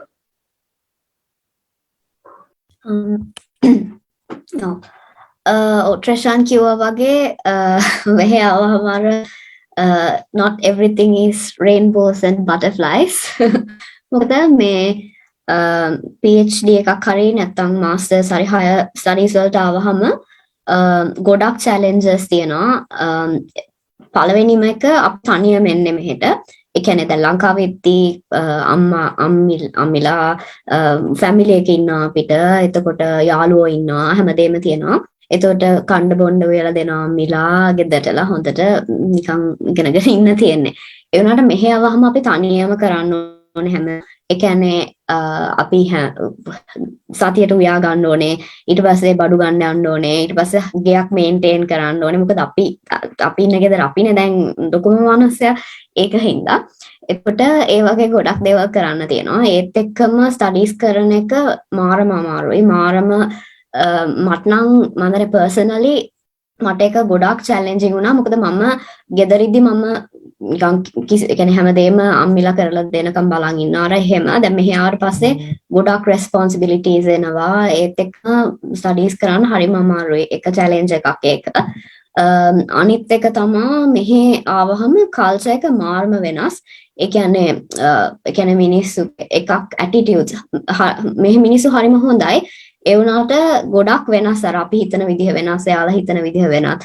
අනිත් එක යාළුවුණත් ගත්තහම අර දැන් ලංකාවේ අපිට යාළුවෝ සෙට් එක ගත්තහම හරිම අර නිකන් හරිම යාළුයි, හරිම ක්ලෝස් අර එහෙමනේ. මෙහි එහෙම නැහැ. මේ ගොඩක් අර නිකන් අනේ මට තේරෙන්නේ නැහැ කියන්න හරිම ඒ කියන්නේ වෙනස්. කොහොම හරි මේ ඒ රිලේෂන්ෂිප්ස් මේන්ටේන් කරන විදිහ. අනිත් එක තමයි sorry. අනිත් එක තමයි තව චැලෙන්ජ් එකක් ගත්තොත් එහෙම කියන්න පුළුවන්. ඔහේ ඉඳන් දැන් මන්ට පර්සනලි දැන් මම අපි ඩිග්‍රී එක කරා විතරයි මම මෙහි PhD එකක් කරන්න ආවේ. සමහර වෙලාවකට මට හිතෙනවා මම මාස්ටර්ස් එකක් කරලා ආවා නම් කියලා. මොකද මට තේරෙනවා ලොකු ගැප් එකක් තියෙනවා කියලා බැචලර්ස් එකෙන් PhD එකට යද්දි. මොකද මෙහි ගොඩක් ඉන්න කට්ටිය already masters එකක් කරපු අය ඉන්නේ. එතකොට එයාලා තවත් අර එක්ක lab experience නැත්නම් මොන හරි writing research skills ඔක්කොම එයාලගේ develop වෙලා තව අවුරුදු දෙකක් තමයි මේකට එන්නේ. දැන් අපිට නිකන් එකපාරටම අර නිකන් අර shock වෙනවා නිකන් ඔක්කොම තනියම කරගන්න ඕනේ. අර නිකන් අලුත් දේවල් ගොඩක් අර ඒ වගේ හින්දා. ඒකින්ද මට හිතෙනවා මට first year එකේ නම් ගොඩක් හිතුණා අයියෝ මේක හරියම අමාරුයි අයියෝ තාමත් හිතෙනවා ඒක තාමත් ඒක මේ වෙලා නැහැ. ඒ වුණාට මේ අර එහෙම එකක් තියෙනවා. සමහරවිට එහෙම හිතෙනවා. මොකද ස්ටැට් එක අතකින් ගත්තොත් ස්ටැට් එහෙම ගොඩාක් මෙහෙදි ඕන වෙනවා එක එක දේවල් වලට. වගේම ලැබ් ටෙක්නික්ස් ගත්තොත් අපි දැන් ලංකාවේ කරලා ආපු ඒවට වඩා ගොඩාක් සමහර වෙලාවට අලුත් ටෙක්නික්ස් තියෙන. එක අතකින් ගත්තොත් ඒ කියන්නේ දැන් අපි ලංකාවේ කරපු සබ්ජෙක්ට්ස් ඇත්තටම මාර විදිහට මෙහෙදි උමනා වුණා ඔය ලැබ්ස් වල කරපු ඒවා නිකන් ඔය PCR අර මේවා එහෙම ඉගෙනගෙන ආපු හින්දා මාර හොඳයි. හැබැයි තවත් මෙහෙ ඇඩ්වාන්ස් දේවල් තියෙන. ඒතර ඒවා ගොඩක් චැලෙන්ජින් වුණා. මොකද ඒවක් ගැන අලුතින් ඉගෙනගෙන ආයෙ කරන්න ඕනේ වෙච්ච හින්දා. එකක් ඒක. අනිත් එක තව දෙයක් තමයි ඒක මට පර්සනලි වෙච්ච දෙයක්. ඒ කියන්නේ දැන් මම ඔහෙ ෆීල්ඩ් වර්ක් කරා අපේ මේ මොනවාද අන්ඩර්ග්‍රැජුවේට් රිසර්ච් එකේදී අපි මාස 6ක් කර ෆීල්ඩ් ගිහිලා මගේ රිසර්ච් එකේ. එතකොට මෙහෙත් මට ෆීල්ඩ් කම්පෝනන්ට් එකක් තියෙනවා. ඒ වුණාට ලංකාවට වඩා මාරම වෙනස්. මොකද දැන් මම ලංකාව වැඩ කරලා තියෙන ඩ්‍රයි සෝන් එක මෙහෙ ඇවිල්ලා රේන් ෆොරෙස්ට් එක වින්ටර් එකේ අර උදේ පාන්දර 4ට ගිහිල්ලා ෆීල්ඩ් වර්ක් කරන්න ඕනේ. මාරම ටෆ්. මං ආසාවෙන් හිටියේ ෆීල්ඩ් කම්පෝනන්ට් එකට. ඒ වුණාට අර ඒ වගේ ගොඩක් චැලෙන්ජින් දේවල් තියෙනවා. ඇවිල්ලා මේ කරගෙන යන්න ඕනේ. ඒත් එක්කම උදව් ගන්න අපිට අර ෆැමිලි එකක් සහ යාළුවෝ ගොඩාක් මෙහෙ නැහැනේ. ඒකින්ද අර එහෙම රිලයි වෙන්න පුළුවන් කට්ටිය අඩු වුණාමත් හරිම අමාරුයි. අනිත් එක හෝම් සික් මට අමාරම හෝම් සික් කියන්නේ අම්මා අප්පච්චි වගේ ගොඩක් මිස් වෙනවා. ඒකකුත් තියෙනවා. එතකොට තනියම වැඩ කරගෙන එහෙම යද්දි ඉතින් ඇත්තටම ලේසි නෑ. මෙහි ආවම නිකන් අර oh my god අනේ වගේ එහෙම නැහැ. ගොඩක් දේවල් මැනේජ් කරන්න. අනිත් එක සල්ලි අර පිටිමැස්මෙන් පාවිච්චි කරන්න ඕනේ. එහෙම ගොඩක් දේවල් තියෙනවා. ඒව තමයි මම හිතන්නේ අප්පා කිව්වා. තව එක දෙයක් තමයි ඒ කියන්නේ මෙහි අර සිස්ටම් එක වෙනස්. ඒ කියන්නේ දැන් අපි මොන හරි රිසර්ච් එකක් කරනවා නම් අපි පර්මිට්ස් වලට ඇප්ලයි කරන ඒවා, ගවර්න්මන්ට් එකෙන් ඔය පර්මිෂන් ගන්න ඒවා හැම තනිකරම වෙනස්.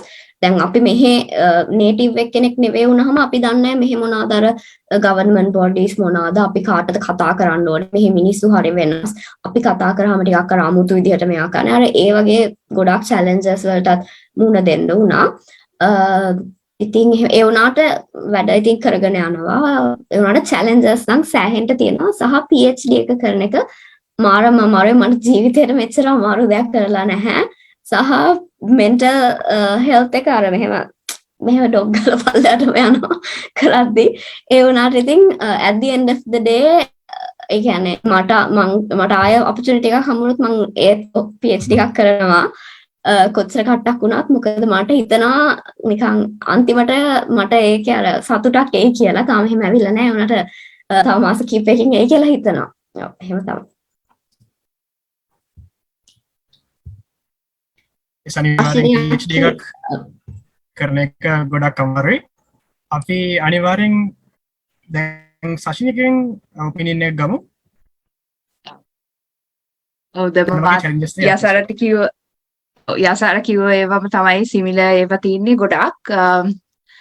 ඉස්සෙල්ලාම අර එක පාට දැන් ගෙදරම ඉඳලා හරිම ක්ලෝස් ගෙවලට ඊට පස්සේ එක පාට ඇවිල්ලා නිකන් අතහැරලා දැම්මා වගේ.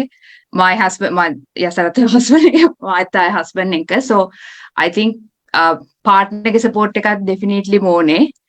මම හැමදෙස්සම හිතනවා තනියම ආවත් එහෙම පිස්සු හැදෙද්ද නැහැ. අර එච්චරට ඒක stress එකක් එනවා. And you keep on dreaming about like මට මෙහි ඇවිල්ලා එක පාරක් තිබ්බා ලංකාවෙන් ආපු අර එයාපෝට් එකේ ආපු එක මම I think I saw that in a dream for like 8 times like the same thing. ඒ කියන්නේ static effect එකක් ආවා but then again like, you will be fine. පොඩි කාලයක් යනකොට ඒක හරියනවා. ඒක mentally ඒ කියන්නේ you will be fine. ඊට පස්සේ research එක ගත්ත උනත් දැන් research එක කරද්දී department එකේ කට්ටිය උදව් කරනවා madam ලවිලා ඒ කියන්නේ හැම දෙයක්ම step by step කියලා දෙනවා. ඔව් මේක මෙහෙම කියලා but මෙහෙ එහෙම නැහැ. මේකේ කෙලින්ම protocol එක දීලා දැන් ගිහිලා කරන්න. මොකක් හරි එකක් කරනොත් එහෙම නිකන් ඩොලර් ලක්ෂයක් විතර යනවා එක. ඒ වගේ එහෙම එකක් තියෙනවා. So you have like a really big responsibility ඒ පැත්තක් තියෙනවා. And stat පැත්තත් challenging ඇත්තටම මෙහෙ. මොකද මේ අපි දැන් ලංකාවේ start කරා ඒ වුණාට දැන් මෙහෙට පස්සේ මෙහෙ අර R කියලා software එකක් තියෙනවා. ලංකාවේ අපි කිච්චර familiar වුණෙත් නැහැ. ඊට පස්සේ දැන් මෙහෙ ආවම අපි ආයි අලුතෙන් මුලින් දැන් තනියම ඉගෙනගෙන ආයි ඒවත් කරන්න ඕනේ. දැන් ලංකාවේ අන්ත ගොඩක් කට්ටිය ඉන්නවනේ අහගන්න. ඒව කරන්න දැන් මෙහෙ ආවම එහෙම නැහැ. It's like තනියම කරගන්න ඕනේ හැමදේම you can't depend on anyone. ඊට පස්සේ අසාර කිව්වාගේ field work වලට දැන් මටත් national parks එකට ගිහිල්ලා ගන්න වෙනම ලයිසන් එකක් ඇප්ලයි කරන්න ඕනේ.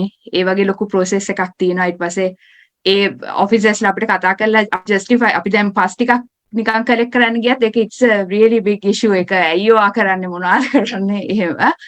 ඉතින් අර ලංකාවේ වගේ අපිට ගිහිල්ලා නිකන් කතා කරලා කරන්න බෑනේ. අපි ගිහිල්ලා දැන් මට urban ecology එතන මම පාරේ ගිහිල්ලා pass එකතු කරන්න යන තියෙන. ඉතින් අපි එතකොට යන කට්ටියත් බල යන මේ දෙන මොකක්ද මේ කරන්නේ මේ පාරේ. ඊට පස්සේ දැන් මට රිසර්ච් ඇසිස්ටන්ට් කෙනෙක් කියලා කෙනෙක් නැහැ. හස්බන්ඩ් තමයි ගිහිල්ලා ඒවටත් උදව් කරන්නේ. ඉතින් එහෙම අර you have to have some kind of support. තනියම ඇවිල්ලා කරගන්න පුළුවන්. එහෙම නෑ කියන්නේ but it's always better. ඒ කියන්නේ කවුරු හරි උදව්වට ඉන්නවා නම් කියලා තමයි මගේ personal මතය.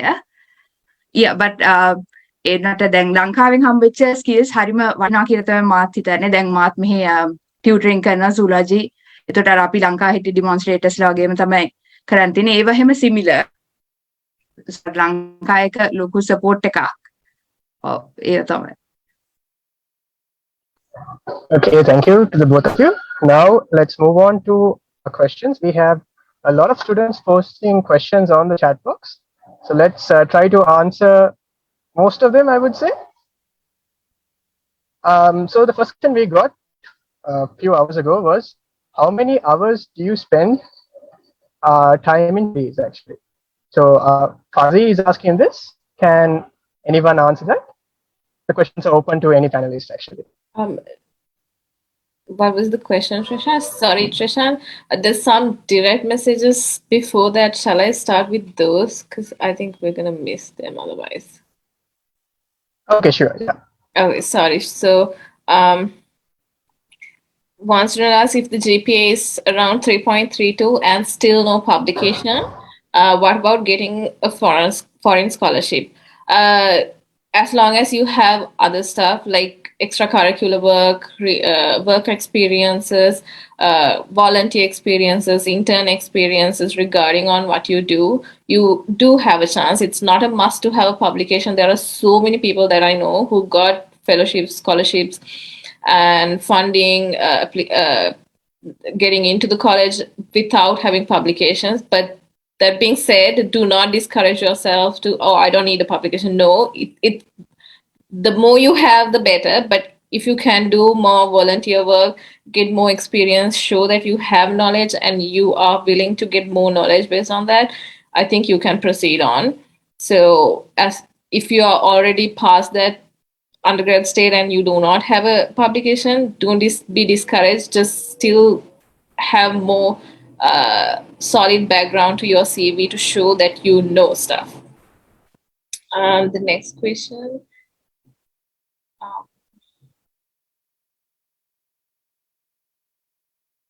What are the job opportunities in Sri Lanka? It depends on what you do. So I really recommend, if you want a job in like academic field, like to become a professor or any academic field, it is really good to have a PhD. There are also NGOs, nonprofit organizations who hire research assistants for a really good salary. And then there are government organizations, you can work as research assistants. There's a lot of job opportunities. It depends on what field you choose. So hard to give a specific answer. If anyone else have a better answer, please go ahead. Ashani, I'm Dr. Chanika. I think Gayatri can add something to that question. Gayatri?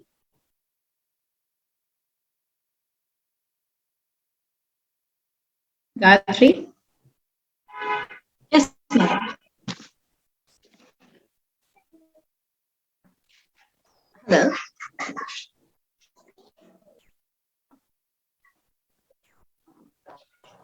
Yes, Gayatri, you can go ahead.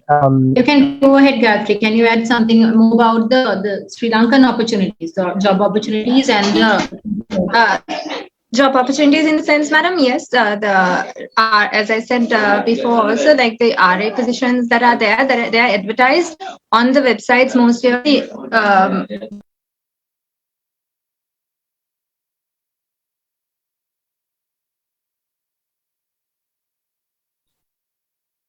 yeah. They are advertised on the websites most of the time. Whenever there is an opportunity that's available, they are advertised on the websites or maybe on the Facebook pages. So, and also on the other hand, just like as I can see, as I understand, and I think that just like in the foreign university, we in Sri Lanka also have the opportunity to go and speak to the supervisors who are there, the lecturers who are there in the universities as well, maybe for undergraduate research, or maybe if you want to pursue the an MPhil, if there is enough funding, or if there is like funding that are available where you can apply to along with the supervisors. So if you can go and talk to lecturers even in Sri Lanka who are there, if there is something which you have a passion of doing, I think you can go and talk to them. Because if there are such positions available in within the country and those research opportunities are there, you can go and talk and see if you can even do it in Sri Lanka.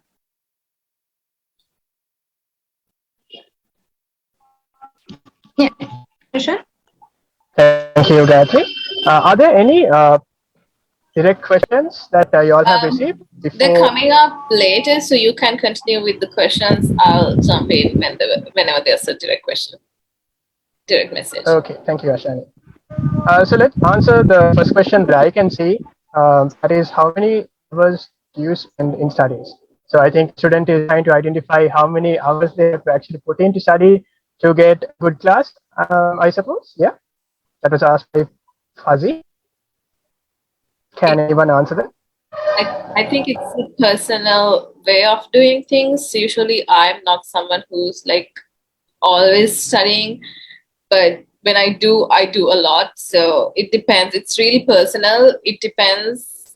As long as you know how much you study to get a good grade, I think you'll be fine. It's hard to tell X amount of hours. No, it's just what you do it at your best and try to get good results, especially focus on your CAT exams. If you have a really good grade for CAT exams, you can get really good grades for finals as well. And it's really pretty easy to score higher on final exams if you have high CAT scores. I think I agree on that because various people studying and the amount they absorb also differs. So you have to build a study routine of your own and stick to it. But if you want to continue with extracurricular activities, it's perfectly fine as long as you balance your studies along with them. So the next two questions asked by B. Javadana as well as there was another question about applying for masters overseas. Both those questions, I believe, were answered in the session. I will move on to the next question. So the next question is posted by TG, and he or she says, I have a general degree in chemistry plus research with a GPA of 3.08. So can I apply for master's degree in USA with a GTA or GRA? I think Ashwani, you can answer that question. Sorry, I have general degree. Yes, you can apply for a master's with GTA. What do you mean GTA? Ashkan, I think the student means graduate research assistantship and graduate teaching assistantship, most probably. Okay, yeah, you can apply. You can apply for a master's, and usually the college will offer you a graduate teaching assistant position or a research assistant position. It's not up to actually your choice. The college will offer you, if that's what you're asking. But like, if you get one of those, definitely get that opportunity and do enroll into the college, because it's not that easy to get any of those. So if you get the chance, accept it. Don't be like, oh no, I want a fellowship, so I'm waiting for a. Please don't. If you get a TA-ship or a RA-ship, that's the best you can get. Like, a fellowship is the best of best, but like, if you can get like GTA, GRA, that's the next best thing you can get. So please go ahead and enroll into that college, whatever you got the chance to. So don't wait. Even if you don't have a GT teaching assistantship or a RA-ship, if you can fund at least for 6 months for yourself, you will definitely get a teaching assistantship or a research assistantship in coming semesters. So just because you don't have funds, do not decline the college invitation. Try your best to find a different source of funding and get into the college. Sell your car or something, get into the college, and then definitely I'm not telling you to sell your cars or parents' cars. I'm just telling what your options are. So if you get an exception, get into the college, and definitely you can work your way through funding as you go. There's also one direct question. Can you explain what are the job opportunities for BSc degree? BSc degree? I think you're asking about the context in Sri Lanka. BSc degree job opportunities in Sri Lanka. There's a lot actually. From like a basic bachelor's science degree, you can do a lot of things. Any government organization, any public or private organization, I think there's a lot of job opportunities. Yeah, Trishan, go ahead. All right. So the question actually asked by Kavisha Pereira has already been answered, I believe. He or she asked, ma'am, may I know how we can write you an advice in overseas directly, even when we are at our 4th year? So I think that has been answered already. So Chaturanga has asked, please enlighten us on how to plan yourself for the PhD application process. I believe that is also answered to a certain degree. But the next part of the question also... Sorry, Trisha. I like to add a bit on that, just so you know, you have to have some sort of money, because the application process, I'm speaking about USA, per application, it's going to cost around 20,000 to 50,000, depending on what college you apply, what state you apply. So that's why basically after I did my undergrads, I worked for 2 years because I needed that money. I didn't want to ask from my home or be a burden, not a burden, but I know they will get, but I want to do it myself. So I worked for 2 years to earn that money. And also there's going to be a cost for GRE and IELTS exams and then the visa procedure. So just so you know, before you get into application process, know that you are going to need that money. So because they are not going to be non-refundable, or you're not going to get those from college. That's your own expenses. So know that before you proceed for applying.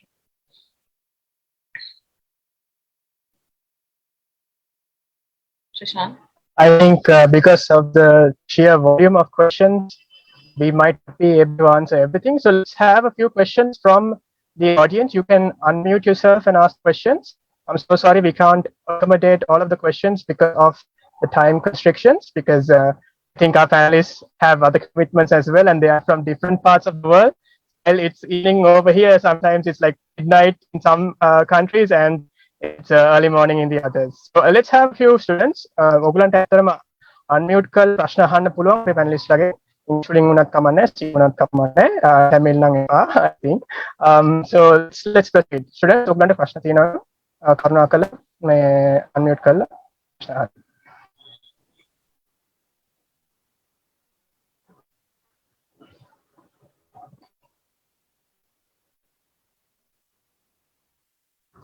Hello, am I audible?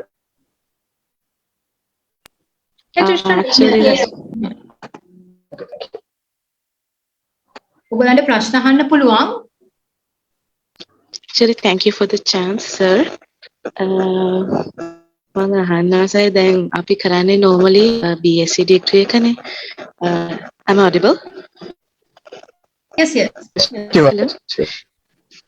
දැන් අපි BSc degree එක කරයින් පස්සේ සමහර especially අර foreign campuses වල අපිට හම්බෙන්නේ නැහැනේ අර අපි හිතාගෙන මේ degree එක. එහෙම වුණාම දැන් මම නිකන් search කරා මේකේ යන අතරේ අර child and sorry දැන් මම කරන BSc degree එකට අදාළව මට masters set වෙන්නේ නැතිකොට එතකොට මට يعني එයාලගේ option එකක් විදියට මට වෙන්නේ يعني කොහොමද කියන්නේ දැන් මට හම්බෙන masters degree එක BSc මම කරන මගේ subjects වලට match වෙන්නේ නැති වුණාම ඒකෙන් මට මොකක් හරි ලොකු ප්‍රශ්නයක් වෙයිද මම තෝරගන්න masters degree එකේ subjects වලට ලොකු ඒ කියන්නේ ප්‍රශ්නයක් වෙනවද කියලා මට දැනගන්න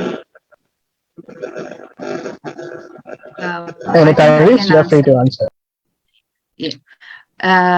ඇත්තටම එහෙමනම් ප්‍රශ්නයක් වෙන්නේ නැහැ. මොකද දැන් මාත් ජෙනරල් BSc එක කරලා දැන් රජ තමයි මගේ වැඩිපුර සබ්ජෙක්ට්ස් තිබ්බේ. මගේ සෙකන්ඩ් මේජර් තිබ්බේ බොටනි. මම zoology කරාට මට සත්තු හැන්ඩල් කරන්න ඒ වගේ බෑ. ඒ නිසා මට ඒ zoology අනිත් දන්නවා මට ඒ වගේ වැඩ බෑ. ඒ නිසා මට එහෙම නැති එකක් තමයි මට කරන්න ඕනුනේ. ඒකයි මම conservation biology කියලා select කරගත්තේ. එතකොට conservation biology කියලා select කරාම එතකොට දැන් අපි zoology කියලා anatomy ඊළඟට animal diversity හැම දෙයක්ම ඉගෙනගෙන දැන් conservation biology කියලා environmental side එකයි ඒක කොහොම mix කරලා තමයි masters වල මේවා කරන්නේ. අපිට කොහොමත් zoology degree එකේ අපිට හැම දෙයකම basic එක දීලා තියෙනවා. මේ open university degree එකේ හැම එකකම හැම පැත්තක්ම අපි botany පැත්තට ගියත් මොන පැත්තට ගියත් basic එක දීලා තියෙනවා. ඒ නිසා හැම කිසිම ප්‍රශ්නයක් වෙන්නේ නැහැ. කියන්නේ ඔයාට ආස පැත්තක් select කරගන්න පුළුවන්. එහෙම කිසිම ප්‍රශ්නයක් නැහැ. මෙහි ආවත් ඇවිල්ලා දැන් අපිට අදාළම නැති වෙනමම unit එකක් කරන්න වෙනමම subject එකක් කරන්න ගියත් ඔයා කිව්වොත් ඔයා ඒ පැත්ත ගැන අතෙන් ඉගෙන ගන්න ආසයි passionate කියලා still ඒගොල්ලෝ ඔයාලට ලැබ් කරනවා ඒක කරන්න. දැන් මම conservation biology කරලා ඊට පස්සේ මම environmental science උත් කරා. ඒ දෙකම කරා. ඒක එහෙම ප්‍රශ්නයක් නැහැ. එහෙම අපේ ජෙනරල් අපේ ඩිග්‍රී එක හොඳටම හොඳයි. හැම එකම බේසික් එක දීලා කියලා තමයි මට නම් හිතෙන්නේ. Okay, thank you Sashini. මම හිතන්නේ ප්‍රශ්නය අහපු එක්කෙනාට උත්තරේ ලැබෙන්නේ නැති. අපිට තව okay. අපිට තව ප්‍රශ්න දෙකකට වගේ යන්න පුළුවන් time limit එක නිසා. Any other students who want to ask questions?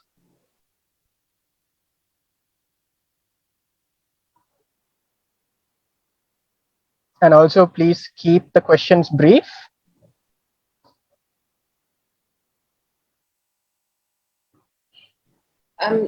Trishan, sorry, I'm going to add here.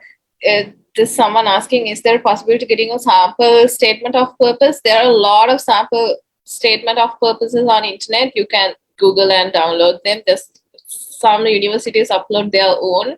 So those things you can do your own research. I mean, you have to do your own research. So also there's someone asking the procedure of becoming a physicist. Best field nowadays to move on, physics or chemistry. Those are really tough to answer. I mean, do your own research on those stuff. We cannot give a specific answer for those things because one, it's not ethical to say this is better than the other one. It's your own thing, do your own research. Those type of questions you can answer yourself by Googling. And also something that I would like to add that is, whatever field you do, if you're really good at it, then you'll definitely be successful. I mean, I believe there is a thing that if you get into like the top 5% or top 3% of whatever you're doing, you need to be successful. Since we can't accommodate any more questions, so sorry everyone. Let's have a few final words of advice, and also especially as we all know, all of our students, most of our students during the BSc degree are women or girls. So if the panelists would like to say something that will empower these women and girls, as well as some general words of advice, and we can all conclude the session. Over to you, panelists, to say one thing about empowering women or girls who are doing the degree, as well as one general word of advice for all of student population who have joined with us today.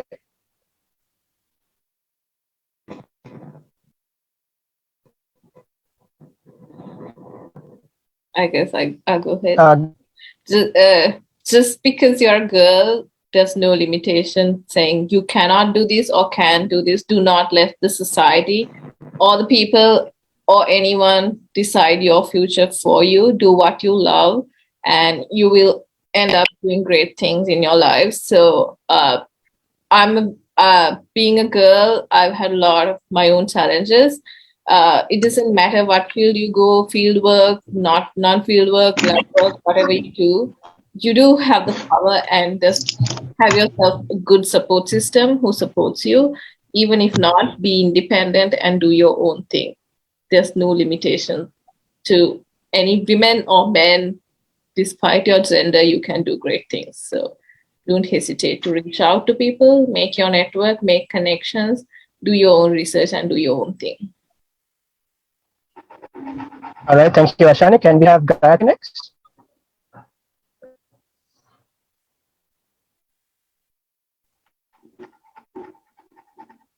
Yes. So if I conclude with something like we have a lot of opportunities as women in Sri Lanka. We are the majority, yes, and that's all there. And even you see most of BSc degree students in the Open University. When I was studying, they were majority were female, and there is no such barrier as you can't go as to this position or whatever it is. It's all in your point of view, how far you want to move forward. So even in your research career, or if you're going to work or whatever it is, or if you have your family commitments with that, go ahead. And also I'd like to say, like, the support that we've had for our degree with the Open University, what we have learned, but I and all my colleagues have learned the course material, not just that, but then even the skills and all the support that we have got while all of us have been doing our research was extremely helpful in doing what we are doing right now, and I'm sure it'll help out even in our future. So yeah, that's all I'll have to say. Yeah, thank you. Thank you, Gayatri. Shall we move on to Sashini? Yeah. So yes, I think same thoughts. Like there's no barrier. Like even if you're a female, it's totally fine. I mean, you can do whatever you want. So my advice would be like, don't let anyone get into your head and put barriers into your head. You just keep on doing what you love. And so yeah, I would like to thank the department as well. I mean, even though I don't have the special degree or anything, but I came this far because of all the help given by the department. I mean, all the lecturers who have supported me, they are very supportive. So if you really like research, you can just, go and talk to them and get their support. They're always there to help you. And also we have like really good labs in our university, so you can just get the benefit of them. So yeah, that would be my final advice. So yeah, just keep on doing research because you really need research to do your higher studies, to be honest. So yes, that's mine. Thank you, Sashini. Let's move on to Yasara. Yeah, so my advice would be to do what you love and love what you do. And like they said, we have like the staff at the Open University, they're really nice. Like a lot of people don't know this because a lot of students don't go and talk to the lecturers. There's a like a distance between these students and the department, but they're not like that. They're always there to help you. If you have any questions, go to them, ask them anything you want. They are always there to help you. This is something that I think most of us did. And then do research, like Sashi said, do research, get involved in research, and then it will take you to places. And one last thing would be pain is temporary and GPA is forever. So work for it. Then yes, you will get where you want to go. Thank you.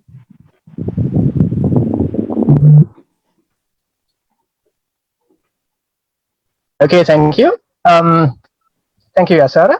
Yep. I will also like to stress that wherever you are. Sorry, yeah, go ahead. Sorry, Trishan. One last thing.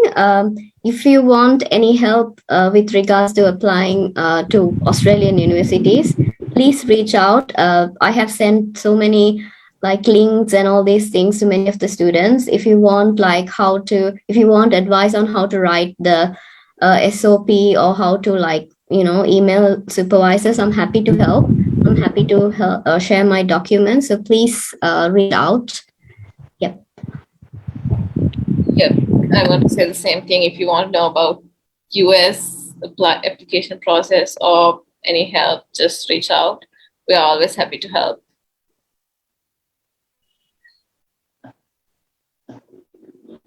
All right. Something that I would like to personally add as well. You might be having a good GPA, you might not be having a great GPA, but nevertheless, don't give up. You have a great support system within the Open University. You have a great support system around you, so make use of it. Do your best. Don't ever think that you are undervalued or you're underestimated in this society. Work hard and earn your place in society, and definitely you'll be successful. So I would like to hand over controls to Chanika Madam to conclude the session. Thank you, Trishan. And I think it was indeed, I'm overjoyed because I'm seeing our students after a long time, and I'm so happy to interact with you all. I think it was a wealthy session because you all have given lots of information, lots of guidance to students, and most important is that you all have motivated them. So I'm very, very thankful for you all to whenever, like the moment I invite you all, no one hesitated and everyone said that we are up for this. And then you all joined the session, and thank you so much for sacrificing. And I know it's not hard, especially Asara, she is having a health condition. And especially I have to thank Prashant, the moderator. You can see he's in the car because he's not having power or any connection. So he's in his car and doing the session. And so it's the commitment that, especially the younger ones, see the commitment that your elders or your alumni having for you all. So thank you so much. And we wish you all the very best for all your endeavors. And I think you all might return to Sri Lanka and I think have a reunion again. And yeah, so that's all I think, because we have to limit the session now. And thank you again. And Gayatri, I think she has lost the connection. And thank you, Gayatri. Thank you, Ashani. Thank you, Asara. And thank you, Trishan, for doing this session. And yeah, and thank you all the participants for joining and having a very interactive session. And yeah, so let's wind the session. And I wish you all a very good night. Thank you.